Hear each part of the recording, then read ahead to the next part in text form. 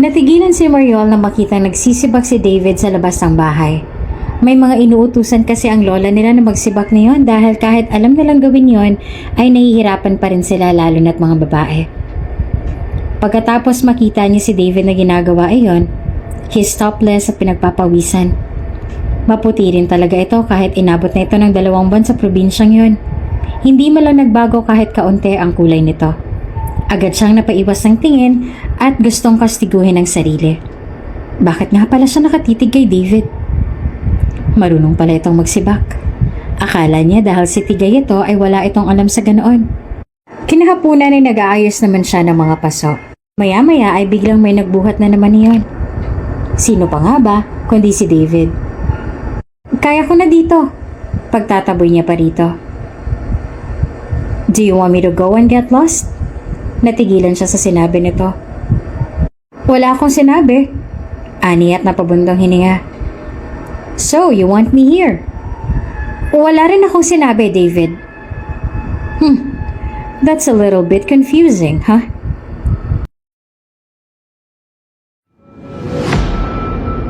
Kung bago ka pa lang sa channel na ito, Ate Jane TV, huwag kalimutang pindutin ang notification bell and subscribe button. Sana po hindi naman malaking abala sa inyo ang pagpindot ng subscribe button dahil ang kapalit po nito ay ang pagsuporta para makapag-produce ng mga libreng stories sa mga channels ni Ate Jane. Maraming salamat!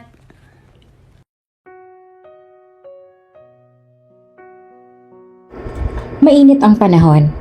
Tirik na tirik ang araw at tiniis iyon ni Mariol at patuloy pa rin na nagagapas ang damo sa gilid ng pilapil. 10 taong gulang lang si Mariol pero katulong na siya ng ina niya sa paglilinis ng maliit nilang palayan. Ngunit sa paggagapas niya doon ay natanaw niya ang isang matandang babae na natumba sa unahan. Agad niyang binitiwan ang dalang itak para takbuhin ang matanda na natumba. Mariol, saan ka pupunta? Hindi pa tayo tapos dito. Sigaw ng kanyang ina na nasa pilapil pa rin at patuloy na nagtatanggal ng mga damo doon. Babalik ako agad, Mama. May kailangan lang akong puntahan. Saglit lang to. Pangako. Aniya habang tumatakbo. Napabuntong hininga na lang ang kanyang ina. Humihingal na siya nang makarating sa kinaroroonan ng matanda. Agad niya itong tinulungan na bumangon. Namumutla ito. Ayos lang ho kayo? Tara ho sa lilim ng mga puno. Para ho hindi kayo mainitan, Lola. Inakay niyang matanda doon sa tabi. Ayos lang ako, Ineng. Siguro dahil lang sa init ng panahon kaya ganoon. Nangihina namang wika ng matanda. Wala ho ba kayong kasama dyan sa bahay ninyo? Hindi po dapat kayo nag-iisa. Nangihina na ho kayo. Nag-aalalang pinagmasdan niya ang nangungulubot na kamay ng matanda. Ngumiti naman ng may pait ang matanda. Nasa malayo ang mga apo ko. Wala akong magagawa. Hindi po ba nila kayo dinadalaw? Dapat pinupuntahan nila kayo dito. Nairita si Mariol sa ideyang tila wala man lang pakialam ang mga apo nito sa lola nito. Mag-isa ito sa sulok ng probinsyang iyon tapos ganito pa ang sitwasyon. Ayos lang ako. Hindi pa rin po ayos yun. Matanda na po kayo kaya dapat may kasama kayo. Dapat hindi nila kayo hinahayaang mag-isa dito. Gusto niya nang maiyak sa galit. Ngumiti naman ang matanda at hinawakan siya sa ulo. Sinabi niya sa matandang maghintay ito roon dahil kukunin niya ang baon nila ng mama niya at marami iyon. Tapos ay magdadala siya ng tubig doon para makainom din ng tubig ang matanda. Ang bahay ng matanda ay hindi gaanong kalakihan, pero konkreto at maganda.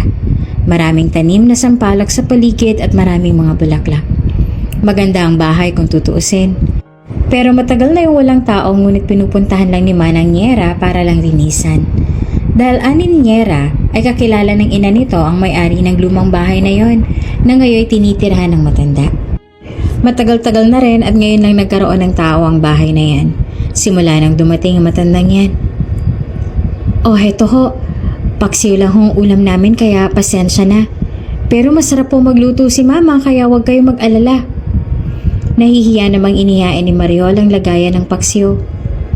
Marami ang ulam at ganun din ang kanin nila ng mama niya.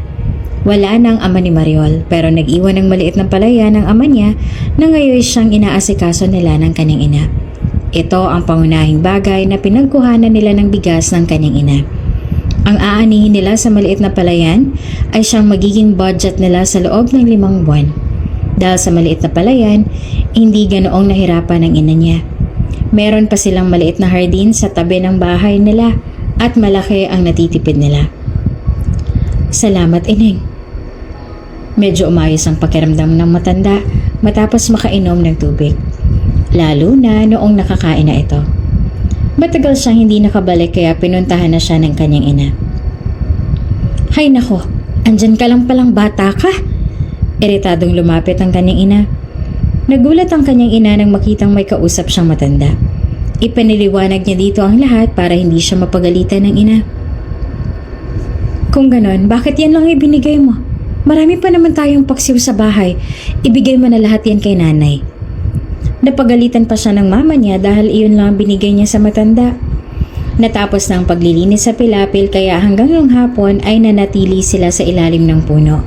Binantayan nila ng kanyang mamang matanda hanggang sa maging maayos na ito. Inihatid din nila ang matanda sa mismong bahay nito. Simula noon ay araw-araw na silang dumadalaw doon upang maramdaman naman ng matandang nagngangalang Dolora ang presensya ng isang pamilya kahit hindi nila ito kadugo.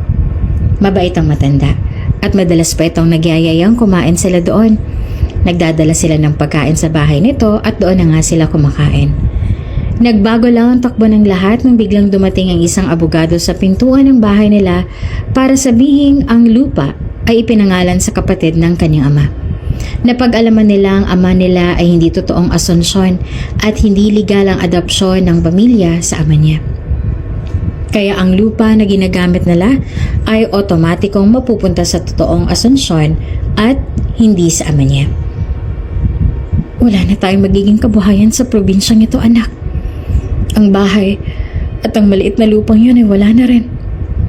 Simula nung maliit ka pa, iyon ang inaasahan natin. Wala na tayong magagawa dito sa probinsya kung wala na yun. Hindi na tayo pwedeng manatili rito. Naiiyak ang kanyang ina habang nasa veranda sila ng maliit na lang bahay. Aalis na po ba tayo? Aniya at bakas ang pangamba sa mga mata.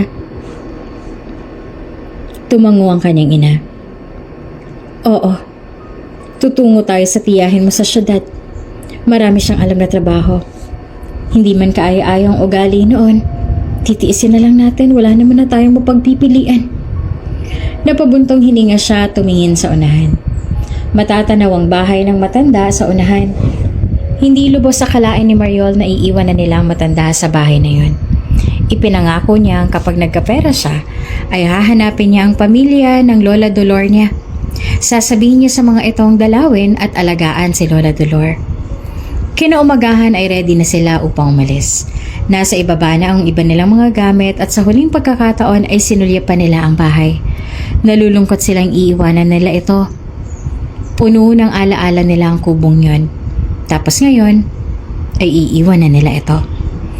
Inilock na ng kanyang inang pinto ng kubo at saka laylay ang balikat na nagsimula na silang maglakad paalis. Ngunit natigilan sila nang makita si Lola Dolor sa may gate na kawayan ng bahay nila. Wala silang balak na magpaalam dito dahil alam nilang iiyak lang sila at baka mas lalo lang ma-stress ang matanda kapag nalaman aalis na sila. Ngayon na ba ang alis ninyo? Bakas ang pag-aalala sa mga mata ng matanda. Oho, sagot nila ng ina niya at nakayuko.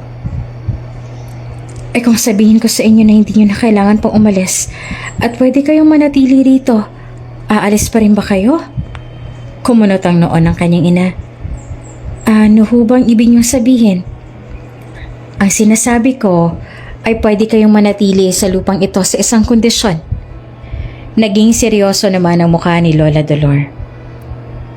Tahimik na sumunod si David sa mga pinsan na sina Drake, James, Carl at Luke. Magkapatid sina Drake, James at Carl. Pinsan naman nila si Luke, ang pinakabata sa kanila. Tahimik si Luke, hindi rin palangiti. Hindi katulad ni na Drake at dalawa pa nitong kapatid. Maliban sa babaero ang tatlo, ay maingay rin. Kaarawan ng kanilang lola, si Dolor Quintana. Ina ito ng kanyang ina. Hindi naman daw talaga mayaman ang kanyang ina. Ang mayaman ay ang kanyang ama. Pero malapit ang loob nilang mga apo kay Dolor Quintana. Lalo pat naging dating kaibigan din pala ito ng lolo nila. Ang ama ng mga ama nilang lahat. At ito rin ang nag-alaga sa kanila noong mga bata pa sila, kaya sa kaarawan ng matanda ay hindi pwedeng wala silang mga apo. Grandma! Masayang lumapit agad si Drake para yakapin si Lola Dolor. Si Drake ang mas malapit sa matanda kasi ito ang madalas makinig ng mga kwentong pambata ni Lola Dolor noon. Isa-isang humalik dito para na nilang pangalawang magulang si Lola Dolor at masaya silang makita ulit ito ngayon. Kamusta na kayo? Ani ng kanilang lola. Magandang mga ngiti at mukhang malusog naman ang kanilang Lola Dolor. Mas naging maliwanag pa nga ang aura nito ngayong nandito sa harapan ng mga apo. Ayos lang, Grandma. Bakit ngayon lang kayo nagpakita? Hinintay namin kayo noong kaarawan ni Drake ah. Akala namin sisiputin mong birthday niya. Lakangusong maktol naman ni Carl. Natawa lang ang grandma nila. Kaya nga, Grandma, naghintay talaga kami. Ani naman ni Drake. Tahimik lang siyang pinagmasdan ng lahat habang katabi ang tahimik rin na si Luke.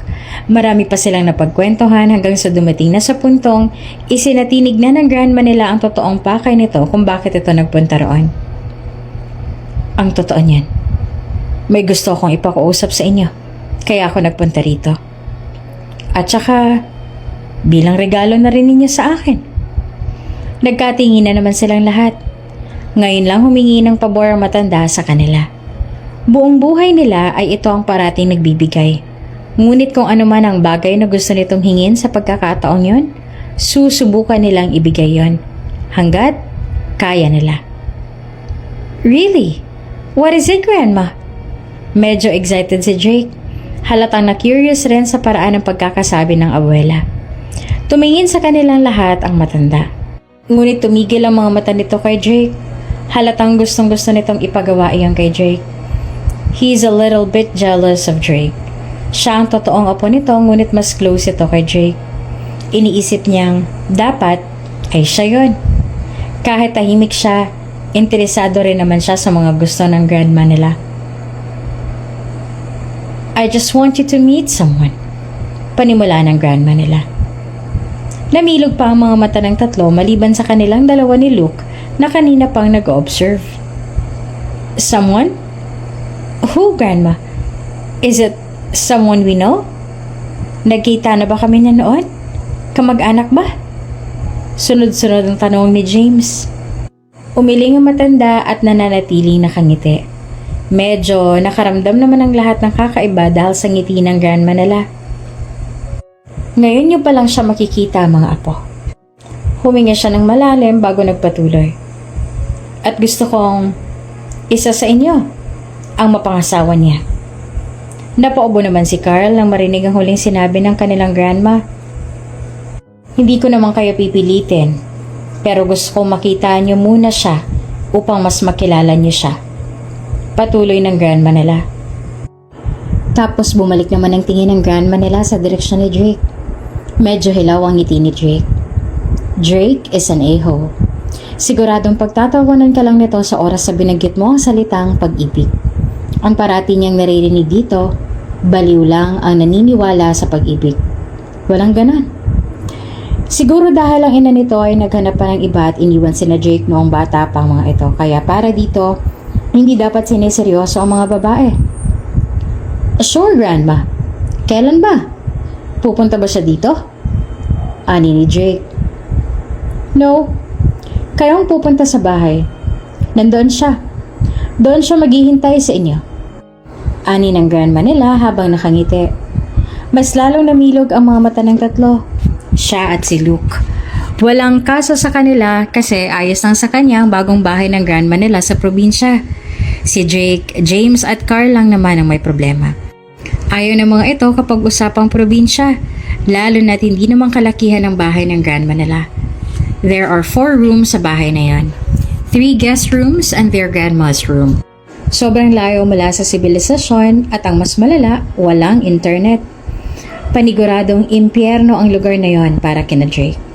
Natatawa na lang siya habang nakikita ang kakaibang emosyon sa mukha ni Jake, James at Carl.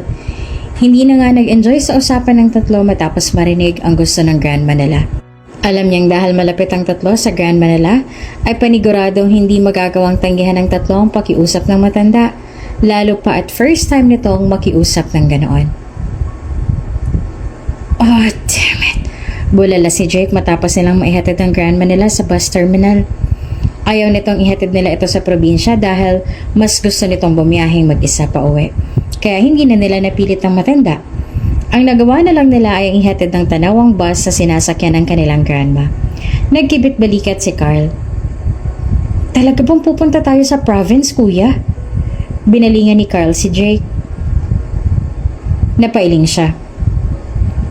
Oh, ano parang Bernes Santo yung mukha ninyo?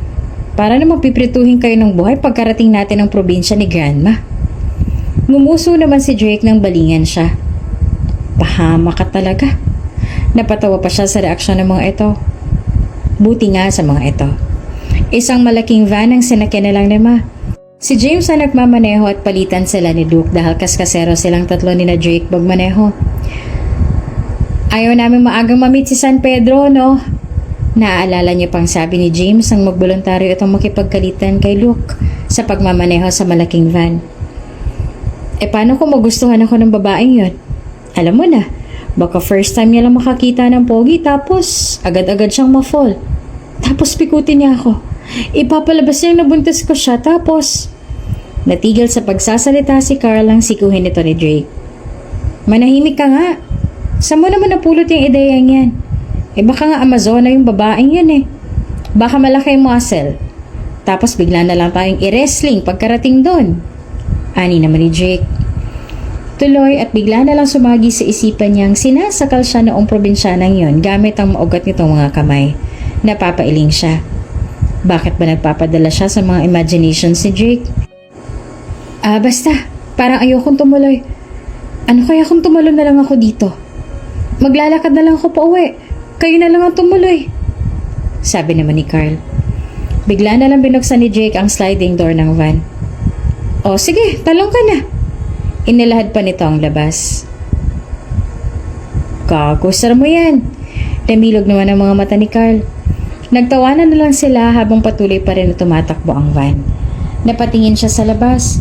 Hindi niya alam kung ano nga bang magiging resulta kapag nakarating na sila doon. Wala siyang ideya kung anong uri ng babae ang tinutukoy ng grandma nila.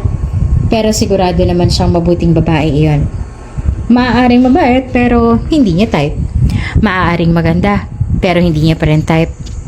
Paano kapag nagustuhan ni na Jake ang babaeng yon? O baka hindi rin? Si Jake naman talaga ang gusto ng grandma niya para sa babaeng yon. Nakikita niya sa mga mata ng grandma nila. Pero, paano kung hindi gusto ng babae si Jake? Mukhang imposible. Babaero si Jake. Alam na alam nito kung paano paikutin ang isang babae. High school pa lang ito ay magaling na ito sa ganoong bagay. Kaya talagang imposible. It's always Drake. Bakas naman ang kaseryosohan sa mga mata ni Mariol habang nakaharap sa salamin. Walang kahit na anong make-up na nakalagay sa mukha niya. Likas siyang maputi.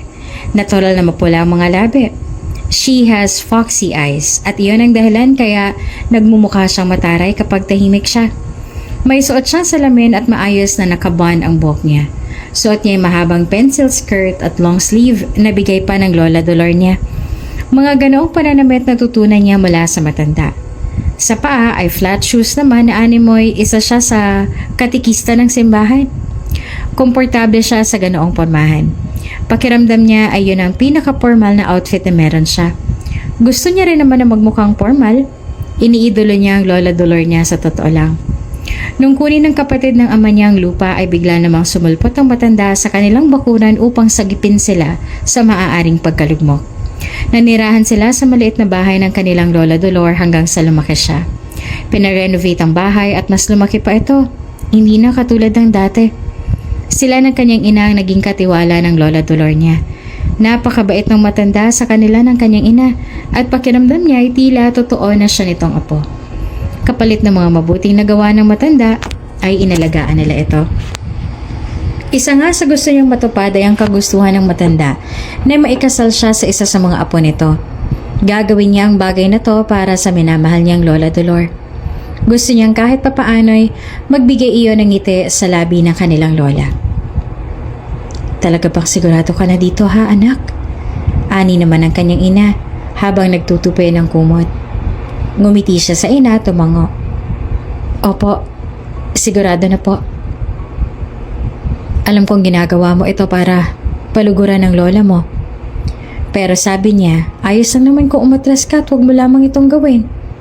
Sa huli, ang desisyon mo pa rin ang importante para sa lola mo. Opo, alam ko po.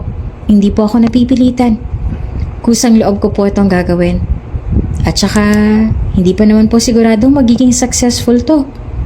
Pag nagkataon, maaaring wala akong magustuhan sa mga apo niya. At maaaring hindi rin nila ako gusto kaya ayos lang. Aniya habang inaayos ang manggasang pencil skirt na suot nito. Tumangutango ang kanyang ina. Siya nga naman. Ngayon ko palang makikita ang mga apo ng lola mo. Gusto ko rin silang kilatisin. Kailangan kasing bait ng ama mo, mapapangasawa mo, ha? Di bali nang mahirap. Di bali nang hindi isa sa mga apo ng Lola Dolor mo. Napangiti naman siya. Wala ka pang karanasan sa pakikipagrelasyon kaya nag-aalala rin ako sa totoo lang. Pero dahil nirekomenda ito ng lola mo, naniniwala akong hindi ka mapapahamak. Nang dumating na ang 9 ay bumaba na sila. Ang ina niya pa mismo ang nag-asikaso sa mga pagkain. Ito ang mas napagod kaya siya nang nagpresentang mag-ayos ng hapagkainan. Maya-maya lang ay darating na ang mga apo ng kanyang mga lola. Inihanda niya na ang sarili upang formal na makilala ang mga ito. Talaga bang ayos ka lang dito? Paniniguro pa ng kanyang lola nang makita sila sa sala. Ngumiti siya. Opo, sigurado na po ako lola. Lola naman, nagpunta pa po kayo sa syudad at nakipagkita sa kanila para lang sabihin kung hindi ako handa. Abay, pwede ko naman silang pabalikin sa syudad kapag sinabi mo ngayong araw na ayaw mo at wala ka ng balak pang ituloy. Nagahamong sabi ng lola niya. Namilog tuloy ang mga mata niya. Talagang gagawin nito iyon para sa kanya? Ilang saglit pa ay narinig na nila ang tunog ng sasakyan sa labas. Nandiyan na ang mga apo ng Lola Dolor niya. Nagkatinginan sila ng matanda at agad na nagtungo sa labas. Saktong pagkarating nila sa labas ay isa-isa nang bumaba ng sakay ng malaking van ang mga lalaki. Mga matatangkad na lalaking aakalaing mong mga modelo. Halatang halata sa itsura na laking syudad at maraming alam sa mundo. Talaga pong ito ang mga apo na gustong ipakilala ng lola niya sa kanya? Hindi siya makapaniwala. Tahimik si Mariol at walang emosyon sa mukha habang kumakain. Iyong 5 lalaking apo naman ng lola niya ay nagpakilala na sa kanya. Ang mas pilyong tingin ay nangangalang si Jay. Ang pumapangalawa sa kapilihan ay si James, sunod naman ay si Carl. Hanggang sa nalaman niyang magkapatid ang tatlo. Sa totoo lang, hindi niya talaga gusto ang aura ng tatlo. Gusto niya naman ang katahimikan ni David. Hindi naman siya komportable sa kalamigan ni Luke. Sa kanilang lahat, si David ang medyo okay sa kanila. Nako, pareho kayo nitong si Mariolo, kagaya mo. Nakatapos din siya ng business. Pagbibida ng Lola Dolor niya sa kanya kay Jake. Si Jake ay nakatapos naman ng business dahil ito raw ang future sa pamilya nito. Ito ang susunod sa posisyon ng kumpanya dahil ito ang panganay. Samantalang doktor naman ang kinukuha ni James at architecture naman kay Carl. Mukha lang barumbado ang tatlo pero may matitino naman palang grado at nakapagtapos na. Hindi mo nga naman talaga mahuhulaan ang future ng isa tao sa isang tinginan lang. Napalingon siya kay David. Nahuli niya itong nakatingin sa kanya at agad na nagbawi ng tingin nang lumingon siya dito. David finished business too. Pasa ni Jay kay David. Halatang ayaw na mareto sa kanya. Randam niya noong una pa lang na wala itong interes sa kanya. Ayaw niyang mamilit at ayaw niyang siya pa ang maging dahilan ng paghihirap nito. Knowing Drake, halatang maraming babae nang nakaabang dito sa pinanggalingan nito. Hindi ito nababagay sa lugar na yon. Yes, may business ang ama niyang kailangan niyang hawakan balang araw.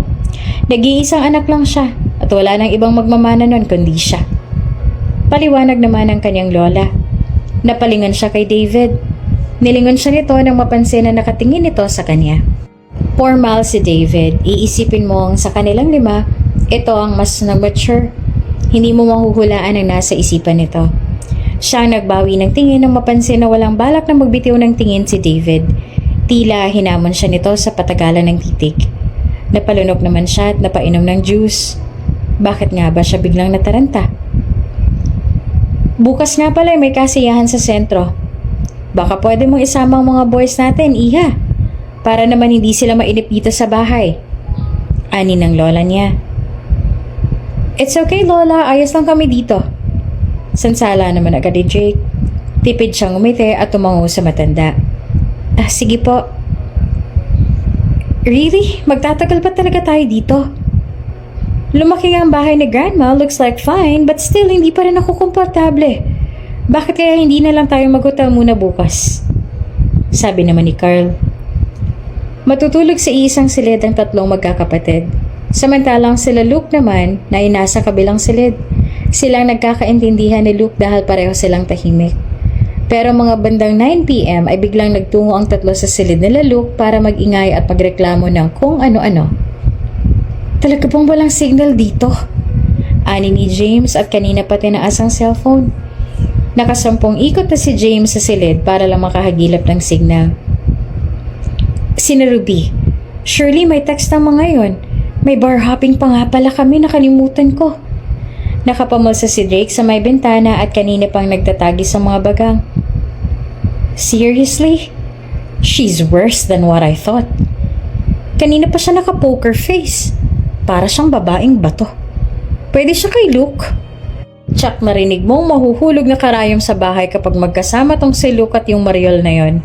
Reklamo ni Jake. Hindi niya naman napigilan ng ngisi nang marinig iyon mula kay Jake. Talaga namang tama si Jake. Babaeng bato nga si Mariol. Shut up. Malamig na sambit naman ni Luke kay Jake. Genius si Luke.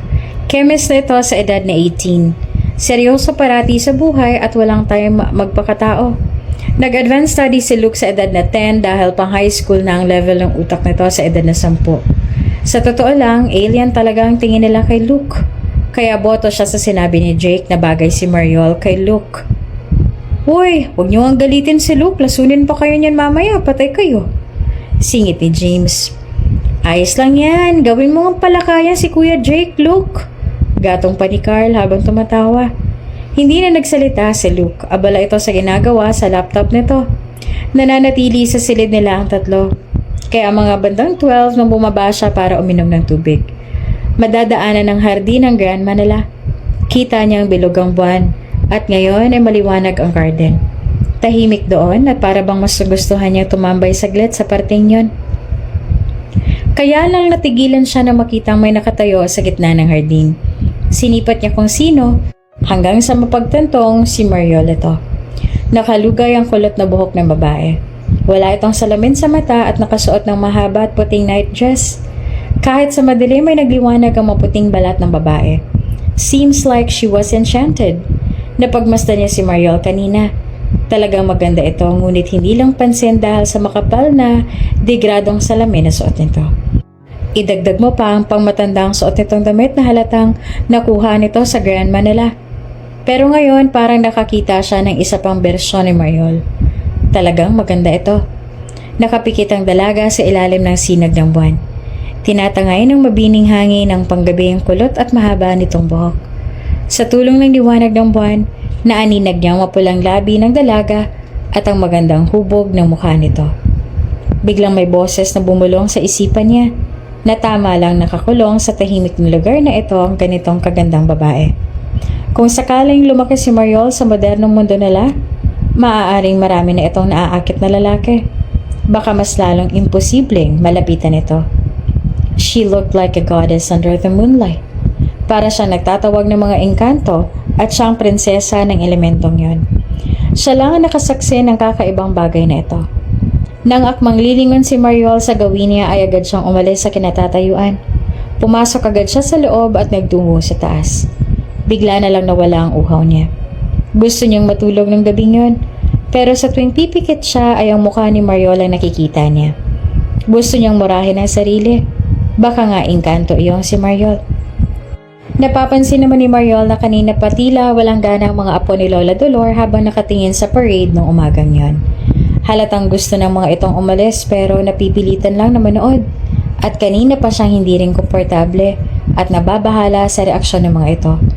Nababahala siya. Hindi dahil ayaw niyang madisappoint ang 5 lalaki, kundi dahil ayaw niyang malungkot ang lola niya dahil sa masamang feedback ng mga ito sa probinsya nila. Bandang tanghali na magtungo sila sa isang tindahan ng mga kakanin. Paano kung ma-food poison tayo dyan? Eretadong reklamo agad ni Jake, hindi pa man sila nakarating sa mismong kainan. Napahinto siya at nilingon si Jake. Ang 4 na lalaki ay nandoon sa tindahan, habang itong si Jake naman ay kanina pa panay reklamo. Di patay na sana ako kung uso dyan ng food poisoning. Hindi ka pa pinapanganak, nakatayo na yan dyan. Dekalidad ang produkto dyan. Malamig ang aura at boses niyang magsalita. Nagbitiw naman ng sarkastikong ngisi si Jake. Napasingap siya nang bigla nitong hinawakan ang braso niya. May higpit ang pagkakahawak nito at ikinagulat niya iyan. You know what, I don't like you from the start. Hindi ko lang alam kung anong pinakain mo sa lola namin para makumbinsin mo siyang papuntahin kami dito. Nananatili pa rin itong nakangisi ngunit may pang-iinsulto na sa pagkakataon to. Hindi naman siya nasindak doon. Kahit nagulat siya ay nakabawi pa rin siya sa ginawa nito. Hinila niya ang braso niya mula sa pagkakahawak nito. Huwag kang mag-alala. I don't like you too. The feeling is mutual. Tapos ay tinalikuran niya ito. Nagsalubong naman ang tingin nila ni David. Dahil doon ay napapansin niyang panay na lang tagis ng bagang si Jake. Mariin parati ang titig nito sa kanya na parang pinapatay na siya nito sa isipan nito. Samantalang wala naman siyang pakialam sa kung ano man ang isipin nito sa kanya. Ang importante sa kanya sa mga oras na yon ay ang maramdaman ng lola niya. At kapag nalaman nitong wala siyang napili sa mga apo nito, agaw pansin ng mga pinata. Parang mga tanga nagpapapansin ng mga babae doon. Samantalang wala namang pakialam ang 5 dahil halatang hindi naman mga ganoong babae ang tipo ng mga kasama niyang lalaki. Napapansin niya pa ngang nandidiri sina Carl at James noong kawayan ng babaeng mga taga roon. Umikot ang eyeball niya dahil sa kaartehan ng mga ito. Halata naman kasing mga high-end na babae ang tipo ng mga ito. Iyong mga mahihilig sa bags at makeup, iyong mga babaeng parating nakikita sa mga mamahaling salon at mga babaeng parating nasa mall. At may mga bitbit na napakaraming paper bags sa may mga tatak ng mamahaling brands. In short, mga babaeng high maintenance, social climber at mga brats. Huwag kang mag-alala. I don't like you too. The feeling is mutual. Ginaya pa ni Jake ang tono ni Mariol nang magsumbong ito sa kanilang 4. Hindi niya lubos sa kalaing nagawa nitong kausapin si Mariol at sabihin sa babae ang totoo nitong nararamdaman. Ang mas hindi niya inaasahan ay ang sinagot ni Mariol. Dude, first time yun ah. Sa club, ikaw ang hinahabol. Ikaw ang iniiyakan. Tapos dito, tiklop ka lang kay Mariol? Humagalpak ng tawa si James. Sinamaan naman ito ng tingin ni Jake. Kumunot ang noon niya. Hindi niya nagustuhan kung papaanong in-approach ni Jake si Mariol. It's not nice, dude. Aniya habang nakatingin sa cellphone niya at nanonood na lang na naka-download na basketball tournament. Wow, teka lang. Bakit parang kumakampi ka na ngayon sa Mariol na yon? Maliban sa first time kong nabasid ng babae, first time ko rin nakakitang nag-react ka ng ganito ah. Tell me, you like her? Hindi makapaniwalang bulalas ni Jake na ngayon ay nakatingin sa kanya. Kumunot naman ang noon niya sa narinig kay Jake. This asshole. Talagang iniisip agad nitong gusto niya ang babae dahil lang nagsalita siya ng ganon? You know what, Drake? What you did earlier is the dumbest thing you've ever done. Bago mo ginawa yun, naisip mo bang baka sabihin ni Mariol kay Grandma ang sinabi mo? Inisip mo ba kung anong maaaring maramdaman ni Grandma kapag nalaman niyang ganon ang approach mo kay Mariol? Natahimik bigla si Jake dahil sa sinabi niya. Iritado ito kanina pero ngayon biglang takot ang nakita niya sa mga mata nito. Bago pa malaman ni Grandma yon, mas mabuti pang bumalik na tayo sa city tomorrow. Ayoko na makita ang disappointment sa mukha niyo bukas. Nababahala namang suwes siya ni James. Nag-impake na rin si Carl kanina pa. Halatang napag-isipan na ng mga ito ayon. Nilingon niya si Luke. Tila gusto pa nitong magpaiwan kasama niya. Dahil siya, wala naman siyang balak na umalis kaagad. Magpapaiwan siya sa probinsyang yon. Wala rin naman siyang gagawin sa kanila. Nagsasawa na siyang gabi-gabing ginugulo ni Jake para sumamang mag-party. Marami ka pang gagawin, sumama ka na. Ani niya kay Luke. Napalunok ito at nag-impake na rin. Magpapaiwan ka? Seryoso? Hindi naman makapaniwala si Carla nakatingin sa kanya. Sinulyapan niya si Jake na ngayon seryosong nakayuko at tila malalim ang iniisip. Siguro dahil sa sinabi niya dito at na-realize nitong tama siya. Oo, ayokong iwan si Grandma ngayon. At least kahit isa man lang sa apo niya manatili rito. Aniya. At dahil ang paborito nga nitong apo ay si Jake, ay naduduwag na harapin ang grandma nila pagkatapos ng ginawa nito kay Mariol. Halatang ito pa ang pinakaunang taong tatakas pagkatapos ng lahat. Nakita naman niyang nalungkot ang grandma nila nang sabihin ng apat na kailangan na nitong bumalik sa syudad. Ang dahilan ng apat ay dahil may kailangan itong ayusin na importanteng bagay kaya kailangang umuwi. Hindi talaga magtatagal ang tatlo doon. Nahulaan niya na noong una pa lang. Napansin niya namang napalingon si Drake sa likuran. Nang balingan niya, ang tinitingnan pala nito ay si Mariol. Palapit ang babae at may lamig sa mga mata. Nagtagis ang mga bagang niya. Hindi na nito kailangang harapin pa ang apat, lalo na pagkatapos ng ginawa ni Drake dito. Ano bang pakialam niya? Hindi naman siya concerned dito, diba? Napalunok siya at agad na nag-iwas ang tingin. Malawak ang flower garden ng Lola Dolor ni Mariol. Dati-rati ay hindi yung ganong kalaki. Ngayon, pinalaki nila dahil alam niyang iyon na lamang ang natatanging bagay na nagpapagaan ng kalooban nito. Siya ang parating nag-aalaga noon. Minsan ay ang matanda kapag mabuting pakiramdam nito. Hinahayaan nilang magkikilos ang matanda para na rin sa ikabubuti ng katawan nito.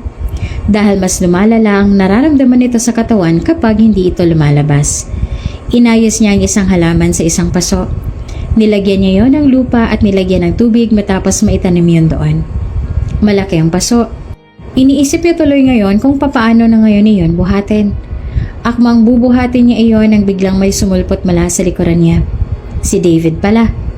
Walang ni salitang binuhat nitong paso. Where should I put this? Anito habang nasa mga kamay ang paso. Napalunok siya at natarantang naganap agad ng pwesto. Kanina, hindi pa siya nakapagdesisyon talaga kung saan niya ipapwesto ang paso. Kaya ngayon, hindi agad siya nakapagsalita. Doon na lang. Aniya ng may pag-aalinlangan. Hindi siya sure kung okay ba talaga na doon ng halaman. Maaarawan kaya ito doon? Hindi kaya masyado itong tagu doon? O baka naman, hindi nito magustuhan ang pwesto doon at mamatay. Kung ano-anong bagay ang pumapasok sa isip niya, natigilan siya. Bakit nga pala siya nataranta kanina? Alata namang hindi nahirapan si David kanina nung hawak ang paso. Pwede naman siya mag-isip muna kanina. Pero nataranta siya at kung saan-saan na lang niya pinalapag ang paso ng halaman. Salamat, aniya kahit hindi nagustuhan ang pagpunta ni David doon. Matapos ang sinabi ni Drake sa kanya sa sentro, tingin niya ay ganun din ang nararamdaman ni David ngayon na napipilitan nitong gawin ang bagay na to dahil sabi ng lola nila. Hindi niya lang maintindihan kung bakit andito pa rin ito. Pwede namang sumama na ito sa mga pinsan niya. Araw-araw mo bang inaasikaso ang garden ni Lola? Wala ka bang ibang ginagawa maliban dito? Panimula nito. Oo, parati kong inaasikaso to. Pero tungkol sa iba kong ginagawa, hindi ko na masasagot yan. That's too personal. Direkta niya namang tugon dito. We do clubbing and I help my dad sa office works. Ani ni David na ani mong tinatanong niyang mga ginagawa nito sa buhay. Minsan lang ako mag-hiking. I do skydiving once a month. Kunotong nilingon niya si David. So, ano ngayon? Hindi niya naman yan tinatanong. Sinabi ko nang tungkol sa mga ginagawa ko. Ikaw naman ang magkwento ng tungkol sa mga ginagawa mo. Ani ni David. Mong sinabi lang yon para maobliga siyang magsalita. Seryoso? Parang gusto niyo magmura. Talagang nasanay itong nakukuha nito ang lahat ng gustuhin nito. Natatawa siya sa isipan niya. Hindi magandang ugali kung ganoon si David. Ngunit ngayon niya napagtantong hindi ito naiiba sa mga pinsan nito. Sorry, next time na lang. Kailangan na uminom ni Lola ng gamot. Niya para maiwasan ito. Nilampasan niya ang lalaki at walang lingon-likod na umakyat siya sa taas. Sana kaya ko pang bumisita buwan-buwan sa inyo sa syudad. Ani ng grandma niya habang nakatanaw sa baba. Nakikita naman ni David si Mariol sa baba. Nagpatuloy ito sa pag-asikaso sa mga tanim doon matapos siyang iwasan ito kanina. Halata namang umiiwas ito kanina. Talaga bang hindi niya deserve na malaman ang katauhan nito? He was always like this. Silent. Kung katulad siya ni Drake na pumapatol kaagad sa babae, baka mas malala pa siya sa pinsan. It's just that hindi siya fan sa casual sex, hookups at etc. He likes minding his own business whenever he is with them, in a club. Pero ngayon, he's not minding his own business. Nakatingin siya kay Mariol at pinupuna ang bawat kilos nito na parang wala siya sa sarili. Ano naman kung hindi siya gustong kausap ng babae? Ano naman kung wala itong balak na i-share sa kanyang buhay nito? Ano naman kung ganon? As if mamamatay siya kapag hindi niya narinig ang backstory nito. Kami ang dapat pumunta dito, Grandma. Hindi na dapat kayong bumabiyahe ng ganong kalayo para lang makabisita. Kung sinabi niyo lang na gusto niyo kami makausap tungkol dito, kami na sanang nagpunta dito. Binalingan niya ang abuela. Ngumiti naman ang grandma niya. Ngayon nakamasid ito sa labas. Alam mo bang sa'yo ako mas nagtitiwala? Drake is broken and he can still fix his own life. Agaran siyang napatingin sa grandma niya. Nagulat siya na narinig mula sa matanda. Parang minamasahe ang puso niya dahil sa narinig. Nakita kong mas may matatag kang pundasyon sa sarili mo. Nakikita ko ang iyong ina sa'yo. I'm expecting Mariol to choose you. Dahil iba ka sa mga pinsan mo. Patuloy ng grandma niya. Napanganga siya ngunit kalaunan ay natauhan. But now, I don't know. Simula pa nung bata pa siya, hindi ko na mahulaan ang takbo ng utak ni Mariol. Parati siyang tahimik kapag kaharap niyang ibang tao. Pero hindi naman siya ganyan kapag ako at ang mama niyang kaharap niya. Napatitig siya sa babae sa baba. Kung ganon, nalilito rin ang grandma niya sa takbo ng utak ng babae. Parang siya. Nalilito rin kung bakit nagkakaganito siya kapag si Mariol ang pinag-uusapan. Ang laki ng impact kapag si Mariol na ang nandema. Hindi naman siya ganito noon. Gusto ko siyang ligawan, Grandma. I like her. Napalingon sa kanya ang matanda. Namilog ang mga mata nito. What do you mean? I want to marry her. Putol niya sa sasabihin ng grandma niya. Sa pagkakataong ito, ang tanging rason niya lang ay ang gusto niyang matupad ang gusto ng grandma niya. Gusto niyang paluguran ito. Nang sabihin niya salitang I like her, pakiramdam niya ay may laman naman iyon. Gusto niya ba talaga si Mariol? Pero pilit niyang tinatanggi sa isipan niya ang ideyang maaaring gusto niya nga ang babae. Imposible. Baka na-curious lang siya sa pagkatao nito. Baka na-challenge lang siya. Are you sure about this? Nakangiting tanong naman ng grandma niya. Yes. 100% grandma.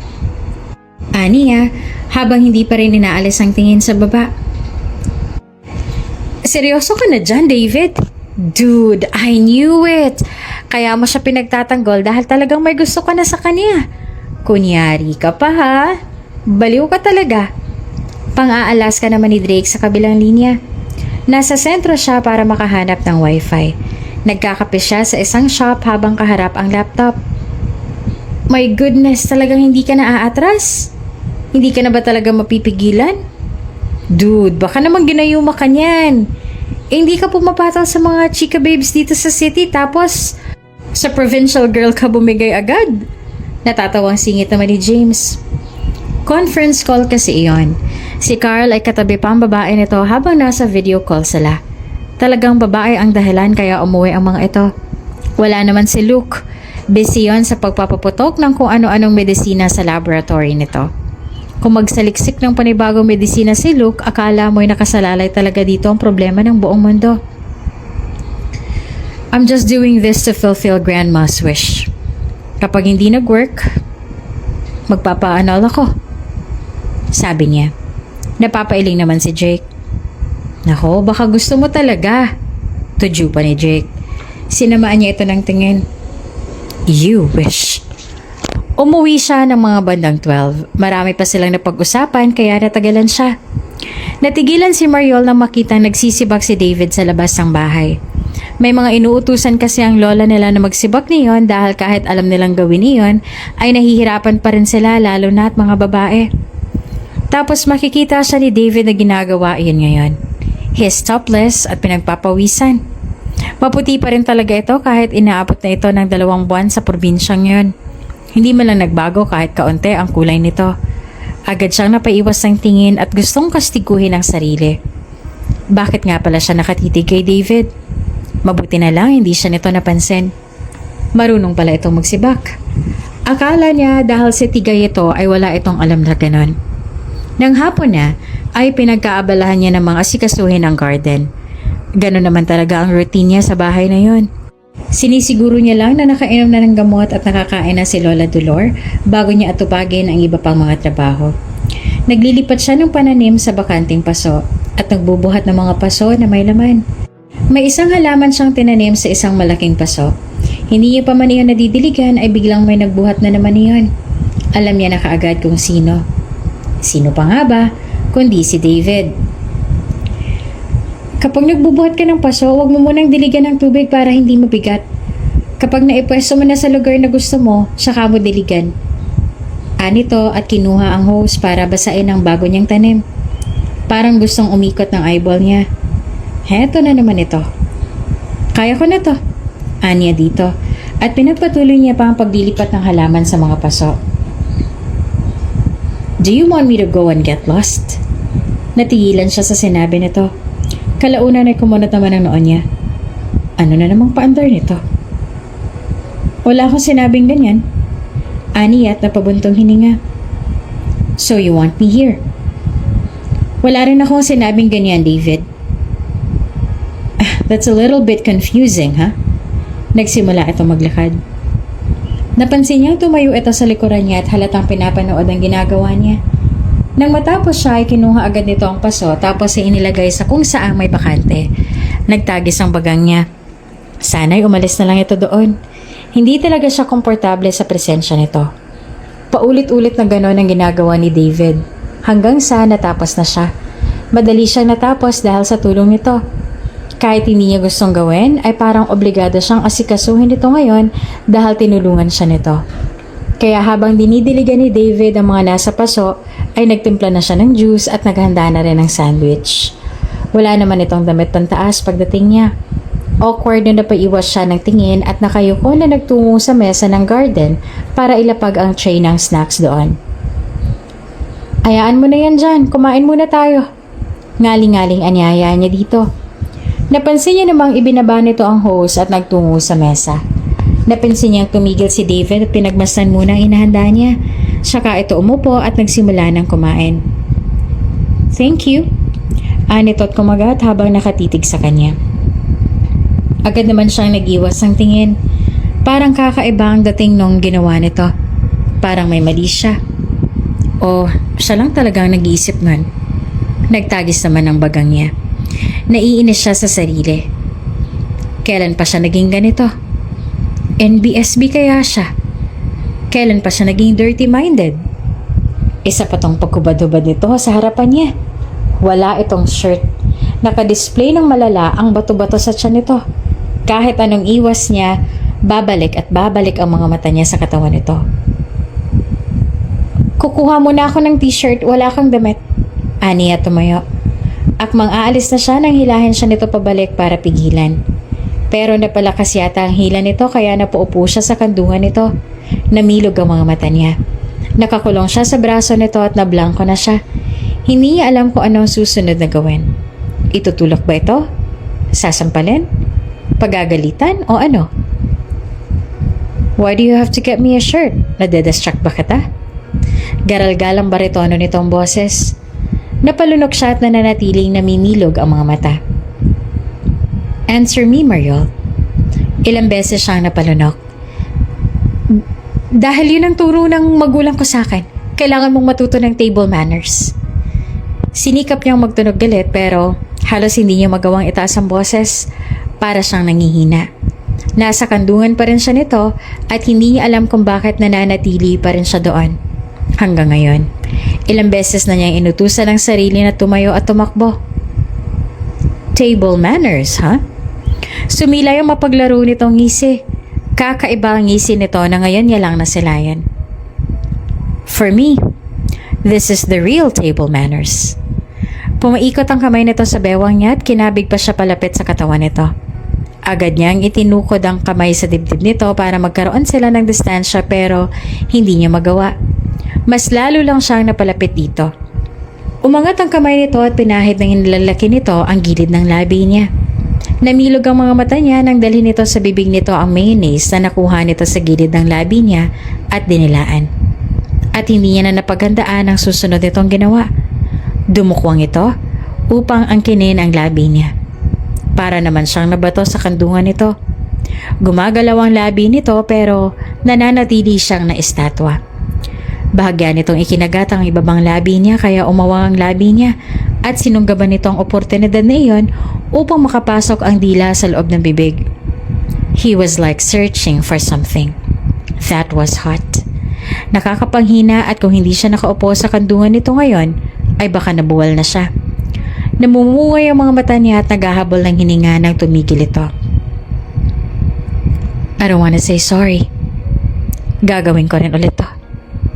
Bulong nito sa tenga niya. At dahil nga sa nangyari sa pagitan nila ni David sa garden, parang ayaw niya nang manatili sa bahay at makita ito. Tuwing nakikita niya si David, naaalala niya yon at para siyang lalagnatin sa init. Minsan ay nawawala siya sa sarili at natutulala. Mabuti na lang nung Lunes, nagpunta ang mga dati niyang kaibigan doon para yayain siyang maligo sa falls. May falls na naging tourist spot sa Karatig Barrio. Mura lang ang entrance fee at parati silang pumupunta roon dati pa. Ken! Natutuwang tumakbo agad siya para yakapin ang best friend na matagal nang hindi nakikita. Balita niya ay nagtatrabaho si Ken sa Maynila. Security guard daw ito sa isang bangko. Matagal na rin nung huli niya itong nakita. Nasasakal ako, Mariol Asuncion! Natatawang awat naman ni Ken sa kanya. Nahagip niya ng paningin ang kakababalang na si David. Nakasuot ito ng sando na black. Napansin niyang agad na tuon ang mga mata ni na Charmy at Linlin kay David. Ay ala, sino yun? Naku, sobrang guwapo! Bulalas ni Charmy na makalampas na si David. Alanganin siyang nagbitiw ng ngiti. Apo ni Lola, si David. Oh my gosh, isama mo para medyo challenging naman ang outing natin. Gigil na suggest naman ni Linlin. Hindi na siya tinantanan ng dalawa. Pero wala naman talaga siyang balak na yayain si David. Kahit pahubaran siya ng dalawang kaibigan, hindi niya yung gagawin.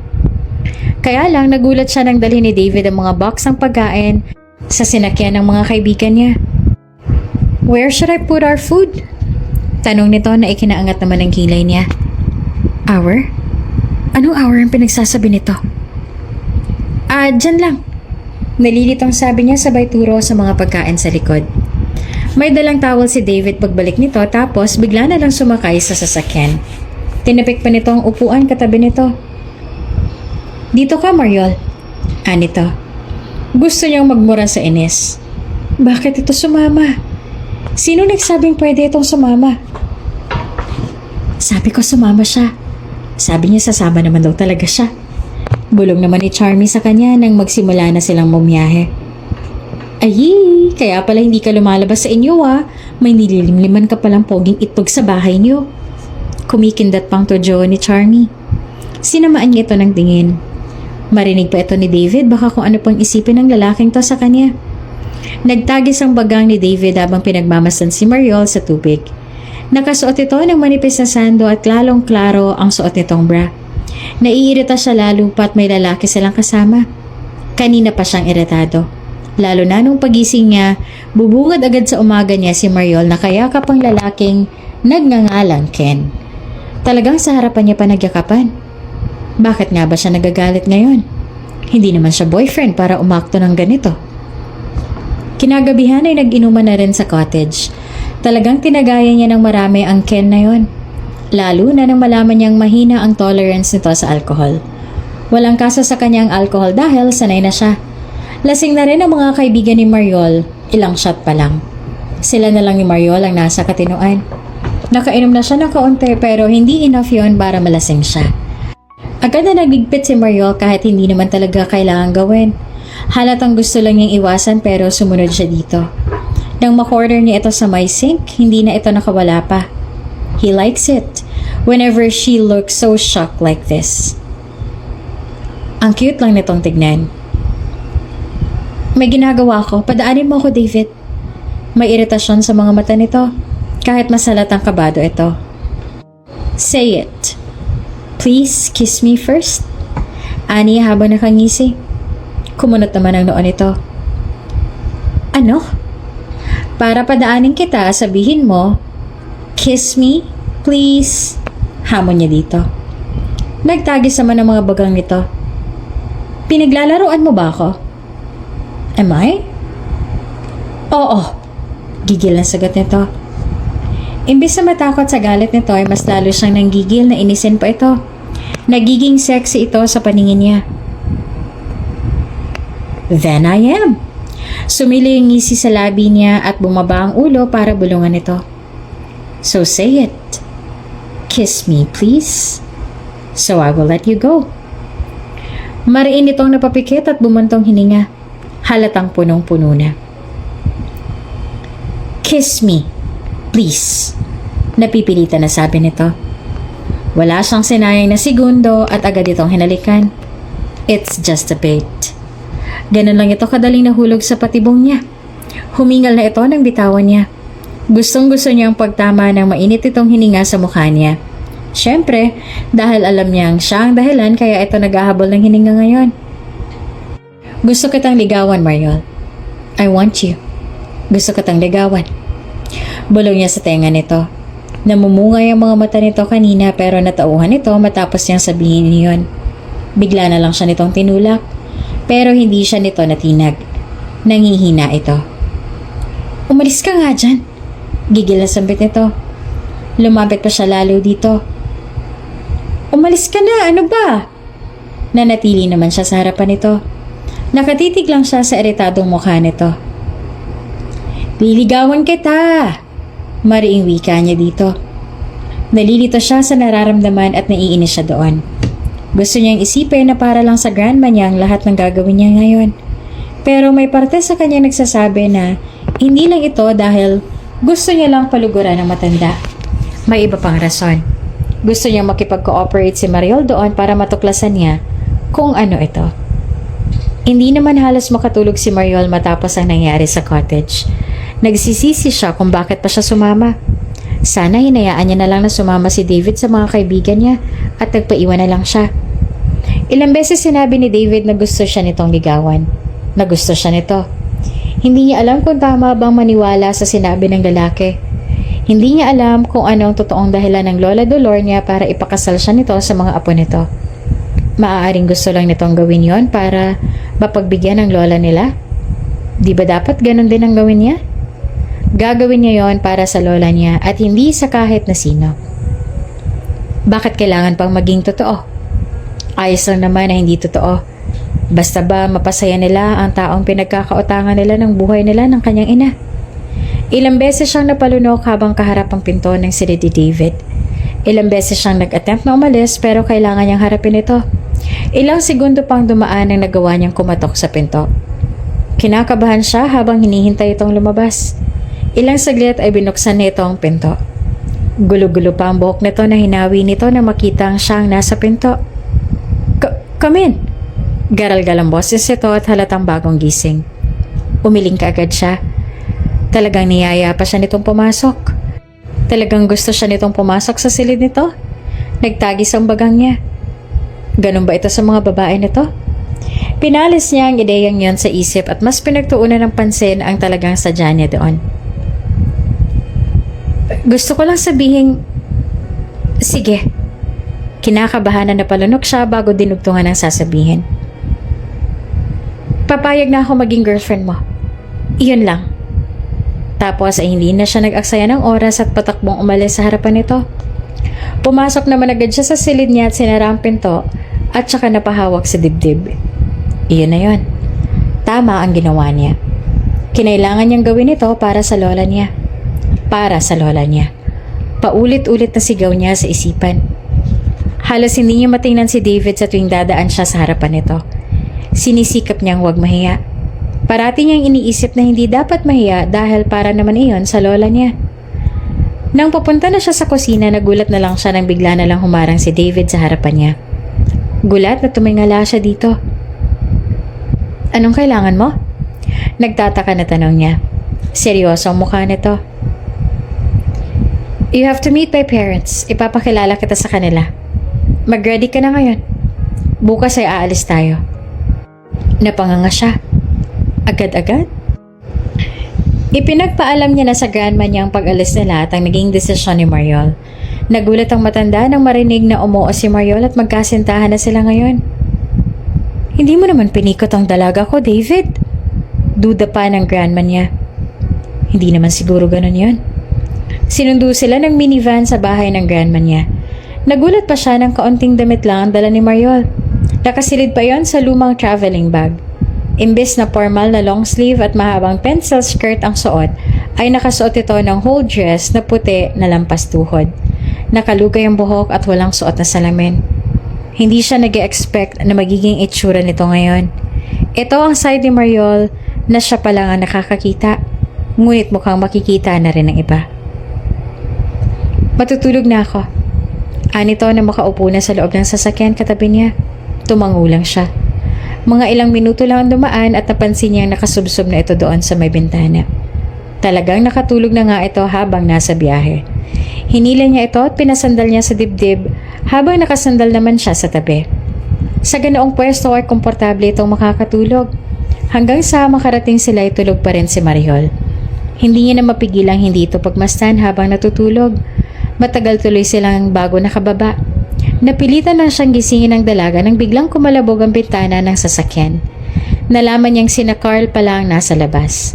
Nalaman ng mga ito na ipapakilala niya na si Mariol sa mga magulang niya. Ngunit nagdadalawang isip siya kung hahayaan niya ba talagang palabasin si Mariol ngayon. Nasa labas pa ang mga pinsan niya. Nilingon niya ang babae. Namilog ang mga mata niya nang makitang wala na ito doon. Huli na mapagtanto niyang nakalabas na pala ito. Ang huling narinig niya na lang ay ang pagsara ng pinto. Talagang hindi ito naghintay na pagbuksan niya. Talagang diretso na lang itong lumabas. Nagmadali siyang mabukas ng pinto. Naabutan niyang laglag ang panga ni na Carl at nakatingin ito kay Mariol. Bahagyang nagbaw pa si Mariol sa mga ito. Formal na formal pa rin. Agad niya nang nilapitan ng babae at hinawakan ito sa kamay para igiya papasok ng bahay. Pagkapasok nila ay nakuha agad nila ang atensyon ng mga nandoon ng lahat ng tita at tito nila na nandoon. Ang ama niya rin na nasa couch ay napatingin sa gawin nila. Nilingon niya si Mariol na ngayon ay halatang kabado pero pilit itinatago ang emosyong iyon. Pinagapang niya ang kamay mula sa pulsuhan nito at maayos itong hinawakan sa kamay. Napatingin ang dalaga sa kanya. Come, ipapakilala kita sa kanila. Matagal ko nang gustong gawin to. Bulong niya sa tenga nito. Tumangulang ito at sumunod sa kanya. Nilingon niya si Drake na hindi na maalis ang tingin kay Mariol. Nagtagis ang bagang niya. Ito ang dahilan kaya ayaw niyang nakikita ng iba ng ganitong ayos si Mariol. Tila siyang nababastos. Tila siyang hinuhubaran ng mga tingin na yan. At ang gusto niya nalang gawin ay padapuin ang mga kamao niya sa mukha ng kung sino mang titingin ng malagkit kay Mariol. He sounds so possessive. Tumayo ang ama niya at sinalubong sila. Nakipagkamay sa kanyang ama at ganoon din kay Mariol. Octavio Velarde, David's father. You must be Mariol Asuncion? Ani ng ama niya. Tumango naman si Mariol. Hello po, good evening po. Even her voice sounds so sweet and feels like forbidden. Pinagmasdan niya si Mariol habang kausap ang ama, hanggang sa balingan siya ng ama. Can I have a little bit of your time? I've just got some things to discuss with you. Ani ng ama. Agad siyang napalingon kay Mariol. Ibig sabihin ay maiiwan itong mag-isa doon. Sinulyapan niya ang mga pinsan niyang kanina pa nakamasid sa kanila ni Mariol na tila ba'y naghihintay lamang ng tamang tiyempo para umatake. Don't worry, your titas will take care of her. Saglit lang itong pag-uusapan natin. Ani ng ama. Ano nga ulit ang natapos mo, Iha? Nilingon ni Mariol ang isa sa mga tiyahin ni David. Business ho. Formal niyang sagot. Oh, bakit? Katulad ka ba sa pamilya namin na may mamanahing kumpanya? Bakit business? Nakangisi pa na sabi ng babae. Para saan ang kinuha mong kurso? Oh, iniisip mo bang ikaw ang susunod na uupo dahil mapapangasawa mo si David? Hilaw naman siyang nagbitiw ng ngiti. Nalilito siya kung bakit biglang ganito ang naging bungad na tanong. At saka, bakit ganito ang approach ng mga tiyahin ni David? Hindi naman po sa ganon. Talaga ba? Well, nag-iisang anak lang naman kasi si David. Kaya sosolohin niya ang lahat ng makukuha niya sa kanyang ama. Tiba-tiba ka talaga, diba? Dugtong pa ng babae. At talagang yun ang tingin ng mga ito sa kanya? Nayaman ang habol niya kaya siya pumayag? Ay, excuse me, gusto ko muna mag-CR. Saan po pwedeng dumaan? Putol niya sa mga susunod na sasabihin ng babae. Ang katulong na mismo ang sumama sa kanya para ituro ang banyo. Actually, nag-retouch lang siya at tapos ay para na rin pagmasdan ng sarili sa salamin. Hindi pwedeng magmukha siyang maputla. Baka isipin nitong apektado siya sa mga sinasabi ng mga ito. Ngayon niya napagtanto kung saan nakuha ang masamang ugali na meron ng ibang mga pinsan ni David. Talagang dumadaloy nga naman talaga sa mga ugatang pagiging velyarde. Matapos niya makapag-retouch ay lumabas na siya. Ngayon medyo kalmado na siya at kaya niya na ulit makipagbatuhan ng salita. Ang mga tiyahin ni David ay abala na sa pakikipag-usap sa mga bagong dating. Kaya pinili niya magtungo na lang muna sa pool para magpalamig doon. Pero nakita niya si Jake doon. Nakangisi ito na magtama ang mga mata nila. You've changed a lot, huh? Para sa isang pansamantalang relasyon, masyado ka namang nag-effort. May panunuya pa sa boses ni Jake. Umangat ang kilay niya sa lalaki. Para sa isang lalaki, masyado kang madaldal, Jake. Napansin niya ang pagtagis ng bagang nito. David will file an annulment kapag nagsawa na siya sa'yo. He's just like me. Madali kaming manawa.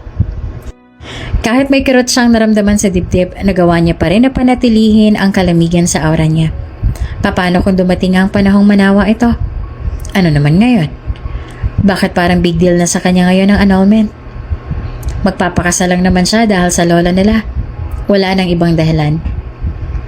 Hindi dapat iyon nahahaluan ng emosyon. Pure business lang. Nagpakasal lang din naman ako dahil sa lola ninyo. Believe me, wala lang sa akin ang kasal. At least kami, may nagawa kami para kay Lola Dolor. Ikaw, walang kahit kaunting ambag? At tinilikuran niya na ito. Seriously? Hindi pamilya ang turing sa kanya ng mga nandito. Purong panghuhusga lang ang natanggap niya kanina pa. Hindi naman siya makapaniwalang may nag-e-exist na ganitong klaseng pamilya. Nagtungo na siya sa bus terminal pa uwi. Hindi na siya nagsabi kay David. Wala na siyang oras para mag-explain dito at sabihin dito kung gaano kabaliw ang pamilya nito. Naglanding ang malakas na sapak ni David sa pagmumukha ni Jake. Nagulat naman si Jake pero nagawa pa rin makatayo. Medyo iritado ito na makatayo. What was that for? Bulyaw ni Jake habang hawak ang panga. Para sa pangingialam sa relasyon ko kay Mariol. May diin pa sa boses niya. Natawa naman si Jake. Dude, you're just kidding, right? Hindi ka naman talaga seryoso dyan, diba? You're just using her para mapasaya si Grandma. Hindi na nagsalita si David, kaya nalaglag ang panga ni Jake. What the hell, dude? Nagbitiw ng nakakainsultong tawa si Jake. Binigyan niya ng matalim na tingin ang lahat ng nandoon. Tiyak na may kinalaman ang lahat sa nangyayari ngayon. Alam na alam niya ang labas ng bibig ng mga miyembro ng pamilya niya. Sumakay siya sa sasakyan at pinasibad ito sa highway. Sana lang ay maabutan niya pa si Mariol. Diretso siya sa bus terminal. Pero pagdating doon ay wala na ang last trip ng bus papunta sa probinsya ng kanyang grandma. Nakaalis na si Mariol. Iniwan na siya nito. Talagang umalis na ito nang wala man lang pasabi. Hindi man lang ito nagdalawang isip na iwan siya ng ganon-ganon lang. Kaya hindi na siya bumalik pa para magbihis. Dumiretso na siya na bumiyahe patungo sa probinsya ng kanyang grandma. Pagkarating niya ay tulog na ang lahat. Agad siyang kumatok sa pinto ng silid ni Mariol. Hindi ito binuksan niyon. "Can we talk, please?" Naghihintay siya ng ilang saglit sa labas ng pinto. Kumatok ulit siya pero wala pa ring tugon si Mariol sa loob. Bumuntong hininga siya. "Kung ayaw mo akong kausapin ngayon, pwede bang bukas ng umaga? Pwede bang pag-usapan natin to bukas? Please, Mariol." Baka sa boses niya ang pagsusumamo. Naghintay siya ng ilang saglit. Hanggang sa nagsalita ito sa loob. "Umalis ka na." Anito sa mahinang boses. Napatangu-tangu siya at umatras mula sa pinto. At least nagsalita ito. Pero kinabukasan ay hindi naman siya nagkaroon ng pagkakataong makausap ito dahil tila sinasadya nitong dumikit lang parati sa grandma nila. Sinasadya rin nitong abalahin ng sarili para hindi siya magkaroon ng pagkakataong makausap ito. Ayaw na nitong marinig ang lahat ng mga sasabihin niya. Hindi niya na alam kung ano ang gagawin. First time itong lahat para sa kanya. Napansin naman ni Mariol na parating nakakahanap ng paraan si David para makausap siya. Isang beses ay nakatsyempo itong mag-isa siya kaya kinulit na naman siya para makipag-usap dito. "Look, David, gagawin ko lang lahat ng to dahil kay Lola. Wala kang dapat ikabahala dahil hindi naman big deal sa akin kung magustuhan ako ng pamilya mo o hindi. Kung makipag-annul ka naman sa akin after a month o ano, ikaw nang bahala." Direkta niyang sabi sa lalaki. "What do you mean annulment? Hindi mangyayari yon. Ikakasal tayo at hindi ko ipapa-annul yon." Napalunok siya at agad umiwas ang tingin. "Bahala ka." Umalis siya agad sa harapan nito pero sumunod na naman ito. Madalas na si David na rin ang nagluluto sa kusina. Siya nang nag-aasikaso sa lola niya. Kaya lang nitong mga nagdaang araw ay napapansin niya na hindi na masyado lumalabas ng silid ang Lola Dolor niya. Dinadalhan nila ito ng pagkain sa silid. Hindi rin ganong kadami ang kinakain. "Hindi pa ba kayo nagkakaayos ni David, iha?" Bigla namang nagtanong si Lola Dolor nang minsan niya itong pakainin sa silid. Hindi niya lubos sa kalaing mapapansin nitong may iringang nagaganap sa pagitan nila ni David. At hanggang ngayon ay hindi pa sila nagkakaayos. Wala namang dapat ayusin dahil hindi naman involve ang emotion sa relasyon yun. "Okay lang, Camila. Wala namang kaming problema." Pinaningkitan siya nito ng mata. Halatang nagdududa ito sa mga sinasabi niya. "Hindi ka pwedeng magsinungaling sa akin. Kilala kita, iha." Tinaas pa nitong hintuturo. Bahagya na siyang natawa. "Lola naman, kung ano-anong iniisip niyo eh. Wala naman po talaga. Okay kami ni David." Nag-cross arms ang lola nila at naghahamon ng tingin ang ipinukol nito sa kanya. "Kung talagang okay lang kayong dalawa, dito kayo sa silid ko mamaya, ha? Kakausapin ko kayong dalawa." Namilog naman ang mga mata niya. "Wala nga ho, si Lola talaga. Pinagdudahan pa talaga ako.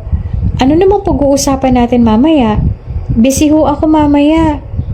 Umismid ang matanda. "Umiiwas ka ba?" Namilog naman ang mga mata niya.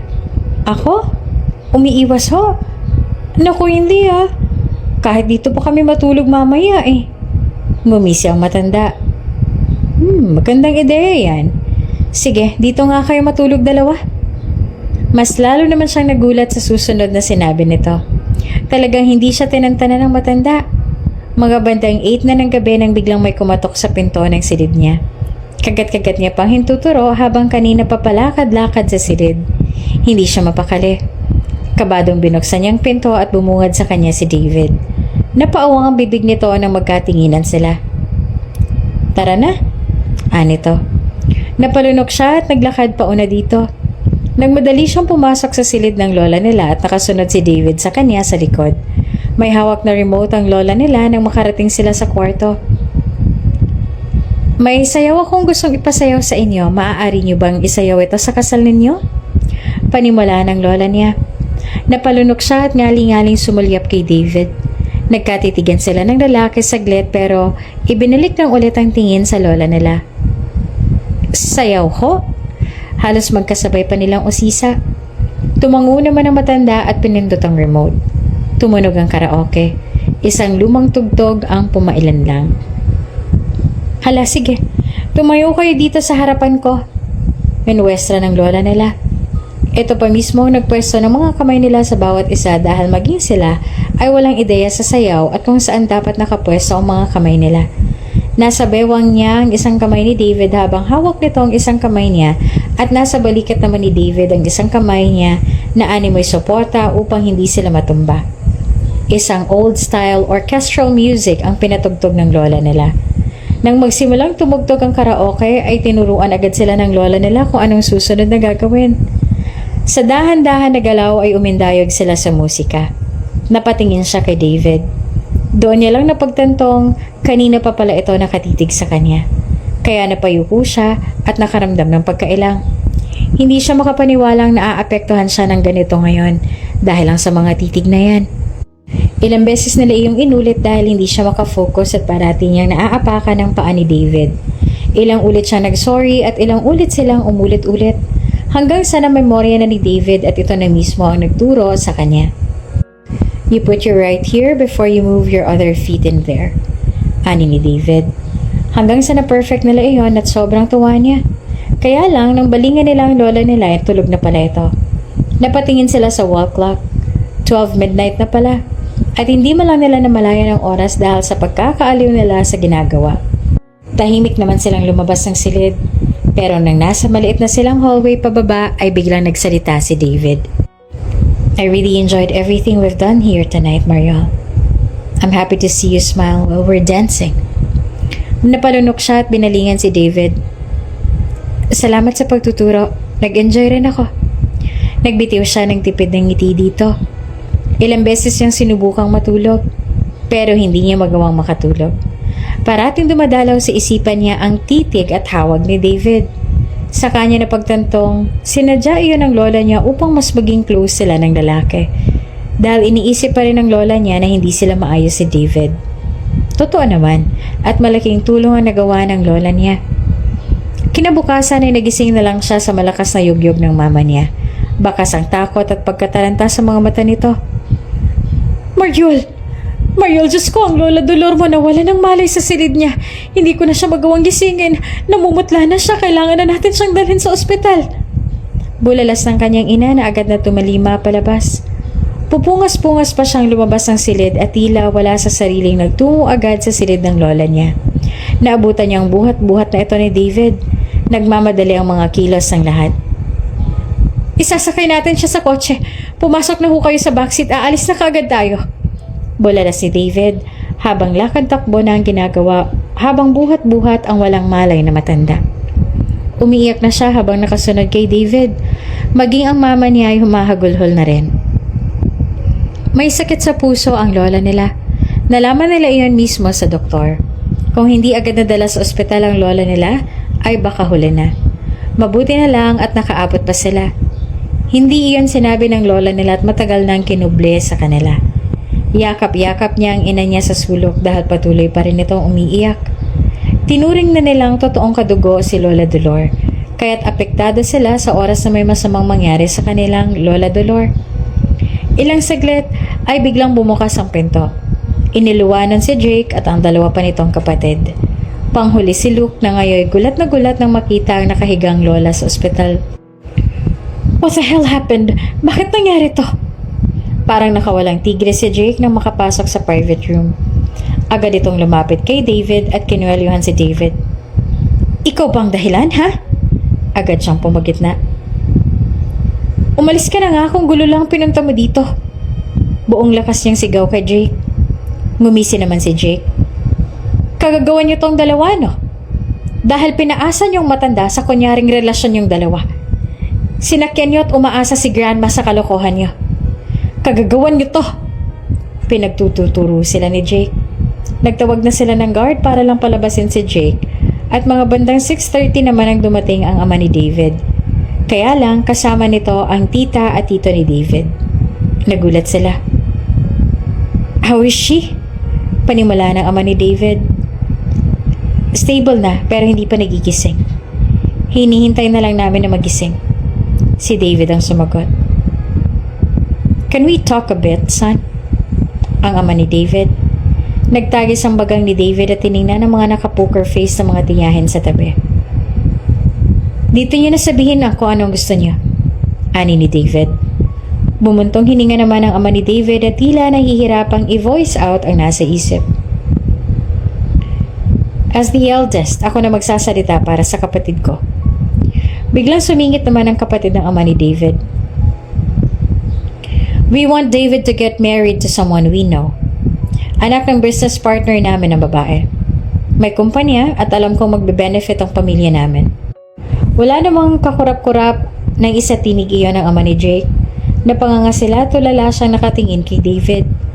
Anong magiging desisyon ni David ngayon? Ngayong pamilya na nito nagsalita tungkol sa pag-aasawa ni David.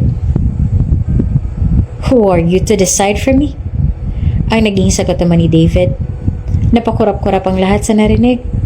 Maging siya ay hindi siya makapaniwalang magagawang sagutin ng gano'n ni David ang pamilya nito. David, you don't understand. Hindi natin pwedeng i-risk ang... Yes, I don't understand. Kung bakit pinapangunahan niyo ako parate simula pa noon. Putol ni David sa tiyuhin. David, you and your mouth. Hindi ka naman ganito dati ah. Simula nung nakipagrelasyon ka sa babaeng to, nagbago ka na. Buliw naman ang ama ni David sabay turo sa kanya. Huwag niyo hong idamay si Mariel dito. Wala siyang kinalaman. Kung ano man ang nangyari sa akin ngayon, dahil yun sa inyo. Kumuyong ang kamao niya. Kahit siya hindi niya nagugustuhan ng batas ng pamilyang ito. Kinokontrol ng mga ito ang mga anak nila. Gusto man niyang sumalungat sa mga magulang ni David, ngunit hindi pwede. Magkakagulo lang. Nasa mismong kwarto sila ng lola nila. Nagpapahinga ang lola nila at nagkakagulo ngayon ng ganito. Putulin niyo ng ilusyon ni Dolor. Nagkamaling ama mo noon sa pagpapakasal sa mahirap mong ina, David. Huwag mo nang ulitin ang pagkakamaling yun noon. Sumbat naman ngayon ang tiyahin ni David. Sa bandang yon ay hindi na siya nakapagtimpi at humakbang na upang magsalita. Mayayaman kayo't edukado. Pero wala kayong respeto sa privacy namin dito. Kung gusto niyo mag-away, lumabas kayo. Dahil wala kaming pakialam kung gaanong katoksik ang pamilya ninyo. Tinitigan niya ang tiyahin ni David. Ito rin ang babaeng nang mamaliit sa kanya nung nasa mansyon siya ng pamilya ni David. Sa labas tayo. Nauna si David kaya't sumunod ang pamilya ni David palabas. Nang ready nang i-discharge ang lola nila ay tahimik silang bumiyahe pabalik sa probinsya. Si David lang ulit ang nagkatid sa kanila. Wala namang nagsasalita hanggang sa makapagpahinga na lang ang lola nila sa silid. Nagpaiwan sa silid ang lola nila at ang mama niya. Gusto nitong bantayan ang lola nila. David, tawag niya dito nang nasa sala na sila. Nilingon siya ng lalaki. What is it? Lumapit naman si David sa kanya at masuyong hinawakan ng kamay niya. Pinagmasdan niya ang mukha nito. Kapag ipinagpatuloy pa nila ang relasyon nito, maaaring mas lalong magkakagulo-gulo. Ayaw ng pamilya nito sa kanya. Ayaw rin nilang madamay pa ito. Lalo na sa ganitong sitwasyon ng lola nila. Hindi pwede. Gusto ko makipag-iwalay sa'yo. Natigilan si David at natulala habang nakatitig sa mga mata niya. Ilang saglit ang dumaan bago ito dahan-dahan umiling. No. No, wag mong sabihin yan, Marion. Hinawakan niya ito sa pisngi. Alam mo ang sitwasyon natin. Alam mo kung ano lang ang meron ako at kung ano nangyayari kay Lola ngayon. Gusto ko ng tahimik na environment. Hindi para sa akin, kundi para sa mga mahal natin sa buhay. Pero, umiling siya. Sorry, pero hindi talaga pwede. Dahan-dahan siyang humiwalay kay David. Nang makatalikod na siya ay pinahid niya ang luha sa pisngi niya at nagpatuloy sa paglalakad palayo. Nanatili naman si David doon at hindi na makagalaw. Tila para pa rin itong nananaginip hanggang sa mga oras na yon. Kung sila talaga, hindi dapat ganito kahirap ang lahat. Hindi dapat sila parating nasasaktan. Kung talagang sila, hahanap ng paraan ng tadhana upang ibalik sila sa piling ng isa't isa. Iyong wala ng gulo at wala ng haharang. Pero 'di ba, at pagmamahal din namang matatawag ang pagpapalaya? Pinapalaya mo siya dahil ayaw mong mahirapan siya, kahit na masakit. Niyakap niya ang unan sa kwarto niya at doon ay kinulong ang mga luha. Ayaw niyang may umalpas na hikbi. Ayaw niyang makarinig ng mga hinanakit niya. Gusto niyang sarilinin. Baka balang araw, maghilom din iyon at makakalimutan. Umaasa si Mariol na wala na si David kinabukasan, na baka umuwi na ito at nagpagtanto nitong tama siya. Baka nga sa mga oras na yon ay kaharap na ni David ang babaeng totoo niyang papakasalan. Masaya na siguro nagpaplano ng concept ang pamilya ni David para sa kasal nito.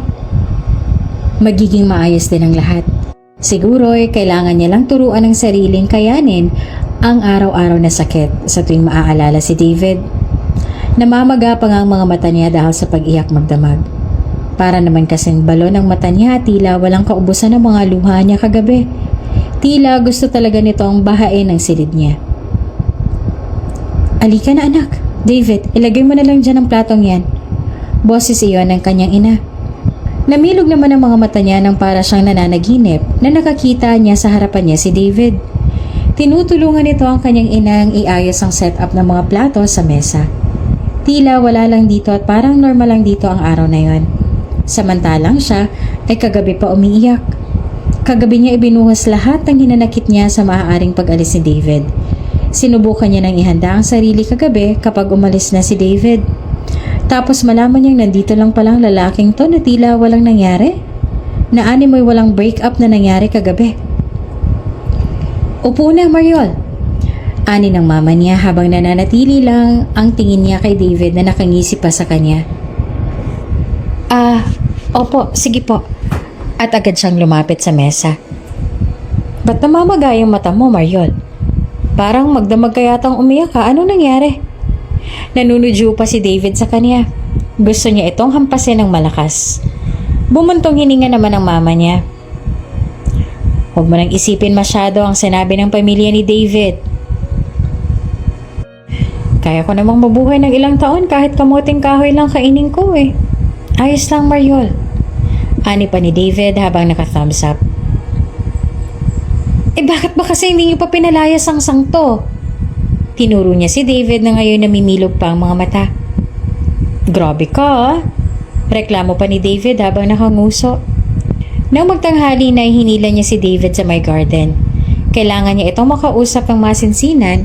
Baka kasi kaya nandito ito ngayon ay dahil hindi ito klaro ang mga sinabi niya kagabi. Kaya hindi nito sineryoso iyon dahil hindi talaga nito naiintindihan ang sitwasyon nila. Bakit hindi ka pa bumabalik sa inyo?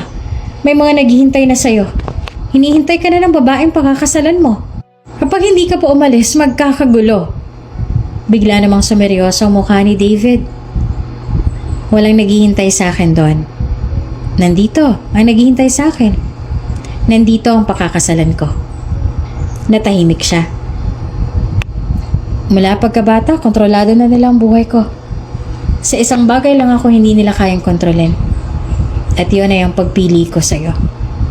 Lumapit ito sa kanya at hinawi ang buhok niya. Wala silang magagawa sa atin. Lalo na kina grandma at sa mama mo. Ilang saglit ay nabulabog ang pag-uusap nila nang biglang sumulpot ang mama niya. Oh, nandyan palang kaibigan mo. Ani ng mama niya. Si Ken. Namilog ang mga mata niya at akmang aalis na agad nang matigilan siya dahil hinawakan agad siya ni David sa kamay. You're always this excited when it's Ken, huh? Pasaring ni David na nalikapan ng panliliit ang mga mata. Oh, ha? Kumunot naman ang noon niya. Umiling-iling ito at kinabig ang bewang niya.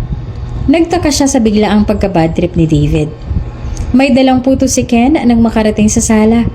Iyon ang paborito niyang puto ang dala ni Ken ngayon.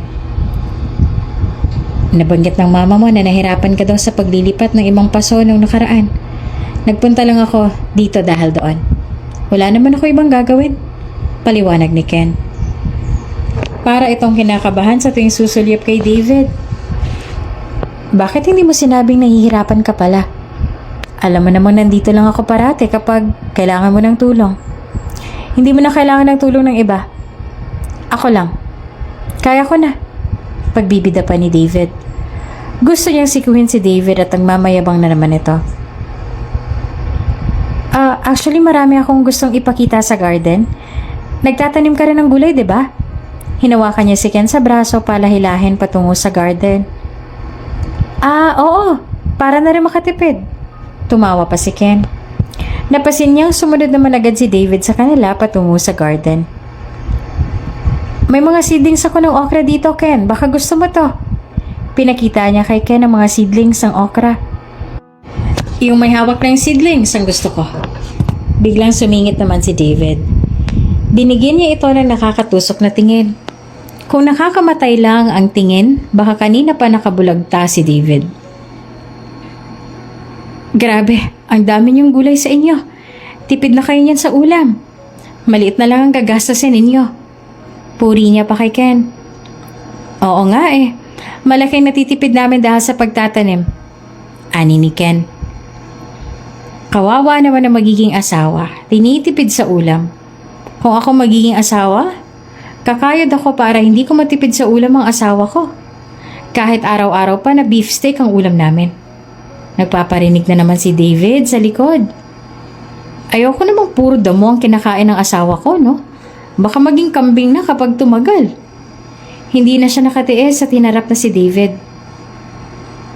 Sino bang pinaparinggan mo dyan? Iritado niyang sabi. Bigla na lang humarap si David sa bulaklak. Eto, kausap ko. Sabay turo sa bulaklak. Sabi nila dapat daw kausapin ng mga halaman para mamulaklak. Palusot pa nito. Bumusangot naman siya. Apakasinungaling talaga. Nang hapon ay niyakap na lang siya bigla ni David mula sa likod. Nasa garden pa rin sila. Umalis na si Ken dahil hapon na nga. Natigilan siya at para naman siyang natuklaw ng ahas sa gulat. Sana wag nang bumalik yung Ken na yun dito. Hindi mo na ako pinapansin kapag nandito yung lalaking yun. Bulong nito sa kanya. Iritadong nilingon niya naman ito. Kasabay ng pagtagis ng bagang niya. Lumayo siya dito ng kaunti. Baliw ka talaga. Minsan lang kami magkita, no? Tayo, araw-araw tayo nagkakasalubong. Kakasawa ng pagmumukha mo. Aniya. Bakit ako? Hindi naman ako nagsasawa sa mukha mo. Umismid siya. Sinamangutan niya ito. Ipinangako niya sa sariling hindi siya magpapadala sa mga mabulaklakin itong mga salita dahil alam niyang doon ito magaling. Tapos na siya kapag nagpadala pa siya at baka mas lalo lang siyang mahirapang bitawan pa ito. Sinubukan niyang iwasan si David. Sinisikap niyang huwag itong makasalubong sa isang araw. Binili niya sa mama niya ang mga gawain niya sa bahay. Naiintindihan siya ng kanyang ina. Gusto niya lang makaiwas sa lalaki. Hoy, buti nagpunta ka. Akala ko talaga hindi ka pupunta ngayon. Ilang birthday ko nang hindi mo dinaluhan. Maktol ni Charmy. Birthday kasi nito ngayon. Kahapon niya lang nalaman nang sabihin ng mama niya sa kanya na ngayon ang birthday nito. Hindi niya kasi tanda ang mga kaarawan ng kaibigan niya. Sinabi kasi ni mama. Mag-isa ka, hindi mo kasama si Pogi. Puna ni Charmy habang sulyap sa likuran niya na mo'y tinatago niya sa likuran ang lalaki. Hindi. Ayaw nung pumunta sa mga ganito, no? Palusot niya na lang. Niyaya na siya nito sa loob pagkatapos magkipagkwentuhan na rin siya sa mga naging kaklase noon na nandoon at dumalo sa birthday ni Charmy. Yung ibang kaklase nila may mga anak na. Yung iba ay nagkaroon na ng mabuting asawa at maganda na ang mga buhay. Hindi naman ito mayayaman pero maganda ang buhay. Ayos sana ang love life niya ngayon kung wala lang masyadong hadlang sa relasyon nila ni David. Uy, may single kaming kaibigan dito. Sino may gustong manligaw? Nilulumot ng hymen nito, maawa naman kayo. Medyo lasing na si Charmy nang akbayan siya nito. Natatawa na lang siya, nakisabay na lang sa lokohan ng mga kaklase. Hindi pa siya masyadong lasing, tipsy lang. Kapag kasi ganito, kinokontrol niya ang sariling malasing talaga. Sino nagsabing single? Natigilan sila na may boses na nagsalita sa likod. Namilog ang mga mata niya nang mapagtanto kung kaninong boses yon. Si David. Uy, si Pogi! Bulala si Charmy. Hindi naman siya makagalaw. Nananatili lang siya nakatalikod. Hindi niya ito nilingon. Bakit nga pala nandito ang isang to? Paano nito nalaman na nandito siya? Nang mapansin niyang palapit na si David ay agad siyang tumayo para makatakas. Sa likod siya ni Charmy dumaan. Sakto namang umulan kaya napaatras kaagad siya. Mariol! Narinig niya ang sigaw ni David sa malapit. Ibig sabihin ay malapit na siya nitong maabutan. Kaya binaliwala niya ng ulan at lumusong na sa malakas na ulan. May kasama pang pagkidlat. Kahit natatakot siya ay kinaya niya, huwag lang siyang maabutan ni David. Malapit na siya sa kalsada nang bigla na lang may humublot sa kamay niya. Napasinghap siya at napaharap kay David. May iritasyon naman sa mga mata nito. Gusto mo bang magkasakit? Umuwi lang ako sa amin tapos pagbalik ko wala ka na. Anito. Bumalik nga sa syudad mag-isa si David. May inayos lang daw ito doon. Magpapasalamat sana siya kung sinabi nitong lalayuan sana siya nito at ang pamilya niya at maghanap na lang ito ng ibang mapapangasawa na mas babagay dito. Bakit ka pa kasi bumalik? Mabuti na lang at malakas ang ulan kaya't hindi nito nakita ang mga luha niya. Humalo lang iyon sa tubig ulan. Hindi mo ba naiintindihan?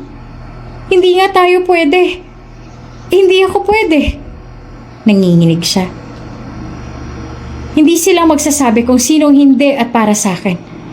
Ako ang nakakaramdam nun at hindi sila. Ako ang magmamahal at hindi sila. Tayong bubuo ng pamilya natin at hindi sila. Buliw ni David. Gusto niya na lang lumuhod sa panghihina. Nangihina siya dahil ayaw niyang tanggapin ni David iyon at nahihirapan siya lalo. Tanggapin mo na kasi. Paos ang boses na wika niya.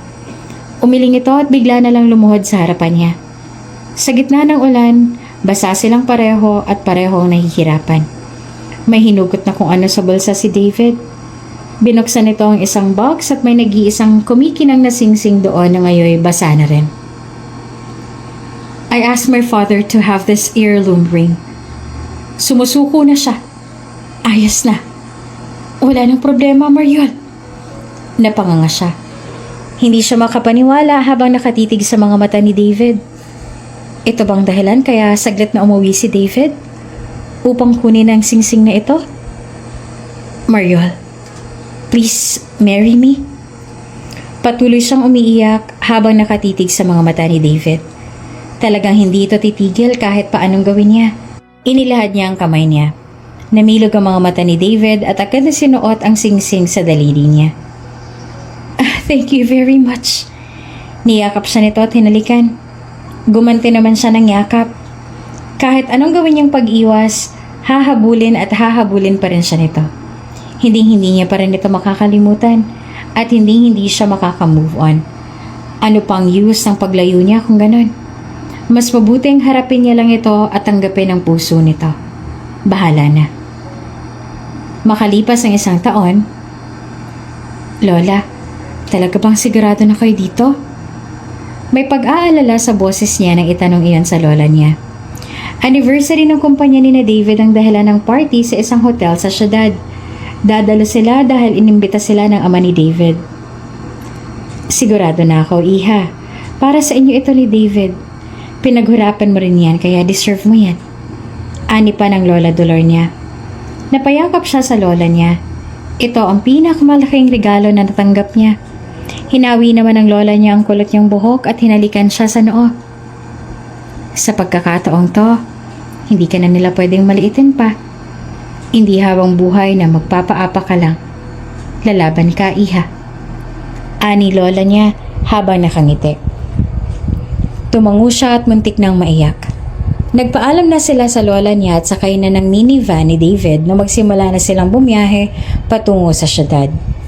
Ito ang pangalawang pagkakataon na haharapin niya ang pamilya ni David, ngunit sa pagkakataong to ay hindi na ang mababang uri na si Mariol ang haharap sa mga ito, kundi isang higanteng Mariol.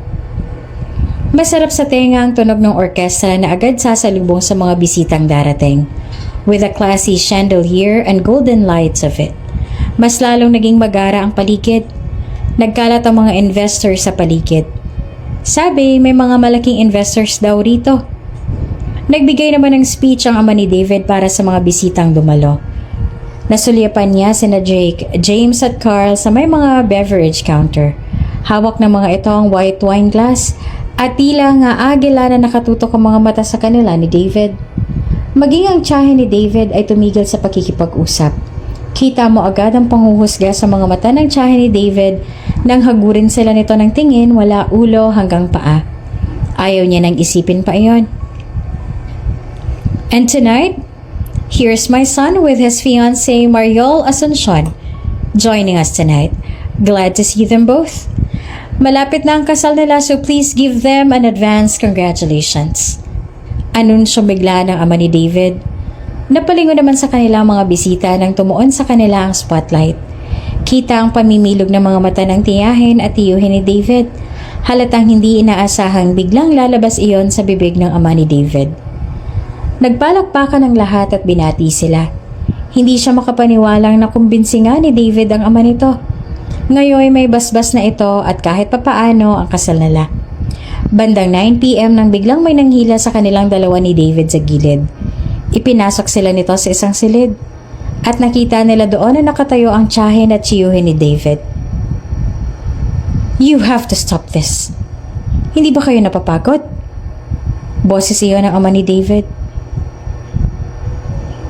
Here they are. Ang tiyahin naman ni David. Bumaling sa kanilang tatlo. Nag-utos pa ito ng tauhan para lang kalad ka rin silang dalawa ni David doon. Nagtagis ang bagang niya. Talagang walang kaklas-klas. Where is the earlobe ring? Give it back. Agad siyang sinugod ng tiyahin ni David. Hinila siya ni David at kinuble sa likod nito. Amalia! Saway ng tiyuhin ni David. Kuya, masisirang reputasyon ng pamilya natin kapag nalaman nilang may isa na naman sa pamilya natin ang pumatol sa basahan. Bulyaw pa ni Amalia. Tapos ay nanggagalaiti na lumapit ito sa kanya. May pinakamalaking investor na nakapasok ng mas malaking pera sa kumpanya ni David. Sabi nila ay babae daw ito. This is the opportunity para ilapit natin si David sa investor na yon. Our David here is so fine para lang mamulot ng kung sino-sino lang dyan. Ano yon? Irereto mo ang anak ko sa investor na yon? For what? Bulalas ng ama ni David. Kuya, kapag silang nagkatuluyan ni David, mas lalago pa ang kumpanya natin at baka madagdagan pang mga branches natin. Giit ni Amelia. Tila nabaliw na ito sa kapangyarihan. Kung magsalita si Amelia ay parang wala siya sa harapan ng mga ito. Naakala mo hindi siya nag-i-exist. Naakala mo hindi siya nagagalaite habang pinapakinggan ang mga sinasabi nito tungkol kay David. Nirereto nila sa kung kani-kanino lang si David. Parang gusto niyang magmura. Ano bang akala ng babaeng to kay David? Isang GRO? Na pwedeng i-offer sa kahit na sinong gustuhin ng pamilya nito? You're disgusting! Hindi niya na napigilan at napasigaw na siya kay Amalia. She stepped forward. Nanilisik ang mga mata ni Amalia pero mas lalo lamang ang galit na naramdaman niya dito. Bakit hindi ang mga anak mong sina Carl at Drake at James ang ireto mo sa mga binabanggit mong babae? They're a pro mandoloko. Manyak at walang modo. Iritadong bulalas niya. What did you just... Akmang sasampalin siya ni Amalia pero nahawakan niya agad ito sa braso. Kaya hindi natuloy ang sampal nito sa kanya. Malaki na pala sa'yo ang $5.3 billion. Pwede ko pa sana yung dagdagan kung naging mabait ka lang sa akin. Aniya. Bigla namang natawa si Amalia. Lumapit ng tiyuhin ni David para hilahin na palayo si Amalia. Dagdagan? Ini-imagine mo bang ikaw ang malaking investor na tinutukoy ko? Seriously? Baka nga kahit barya wala ka eh. Pangmamaliit pa ni Amalia sa kanya. Natawa rin ang tiyuhin ni David. Gusto mo talagang dagdagan natin ang kahihiyan mo, no? Sige, tawagan natin ang investor namin na yon. Tingnan lang natin. Ani ni Amalia na agad kinuha ang cellphone. Nagdial ka agad ito. Hanggang sa biglang tumunog ang cellphone niya. Kinuha niya ang cellphone niya at sinagot ang tawag. Yes, Amalia? Angat ang kilay na sagot niya sa tawag ni Amalia. Silang apat sa silid na iyon ay namilog ang mga mata. Dolor Quintana. Ang grandma ni David ang siyang may-ari ng pinakamalaking cosmetics company na may 1,000 branches mula sa Asia hanggang sa USA. And me? Lumapit siya kay Amalia at kinamayan nito ang may sarkastikong ngisi sa labi. Hello, Amalia. I am the one and the only CEO of Quintana Cosmetics. Hindi na halos makapagsalita ang mga nandoon. Kahit si David ay hindi na alam ang totoo. Siyang nagpalago lalo sa Quintana Cosmetics kaya hindi niya masabi-sabi kay David ang totoo niyang trabaho dahil matagal na nila itong itinatago. Siya at ang Lola Dolor niya lang ang may alam ng lahat. Ang totoo niya na nagbalik lamang siya sa probinsya upang pakasalan si David at kunin sa pangangalaga ng mga Villarde ang binata. Lahat ng yon ay utos ng kanyang lola at lahat ng yon ay umayon sa plano. No! No! Hindi to totoo! Umiling si Amalia. Minaliit ng pamilya ng mga Villarde ang inanoon ni David. Inisip ng lahat na isa lang mahirap na babae ang pinakasalan ng ama ni David noon. Pero nagkakamali ang mga ito. Walang kapantay ang yaman na meron ng Quintana kung ikukumpara sa mga Villarde. Hinawakan niya ang kamay ni David. Nandito na ang lalaking dati, laman lang ng misyon niya. Ngunit ngayon minahal niya na at magiging asawa niya na. Tulala pa rin si David nang nasa sasakyan na sila. Natatawa siya sa itsura ng lalaki. Mentor ko ang lola mo sa negosyo. Mas magaling siya sa akin. Kaya paniguradong magaling ka rin. Hawak-hawak niya pa rin ang kamay ni David. Totoo bang? Tumango siya. Kaya ayokong sabihin sa'yo mga pinagkakaabalahan ko nun eh. Kung sinabi ko pa sa'yo nun, tsak na pumalpak na ang plano. Ngumiti siya sa lalaki. Naging successful ang plano namin ni Lola. Kaya lang may bagay na hindi kasama sa plano. Aniya habang nakatitig pa kay David. What is it? You. Hindi kasama sa planong mahalin ka. Napamura si David at kinabig siya para yakapin ng mahigpit. Shh! Kilig ako.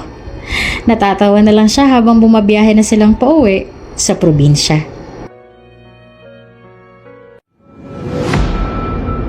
Kung bago ka pa lang sa channel na ito, Ate Jane TV, huwag kalimutang pindutin ang notification bell and subscribe button. Sana po hindi naman malaking abala sa inyo ang pagpindot ng subscribe button dahil ang kapalit po nito ay ang pagsuporta para makapag-produce ng mga libreng stories sa mga channels ni Ate Jane. Maraming salamat! Natigilan si Mariol na makitang nagsisibak si David sa labas ng bahay. May mga inuutusan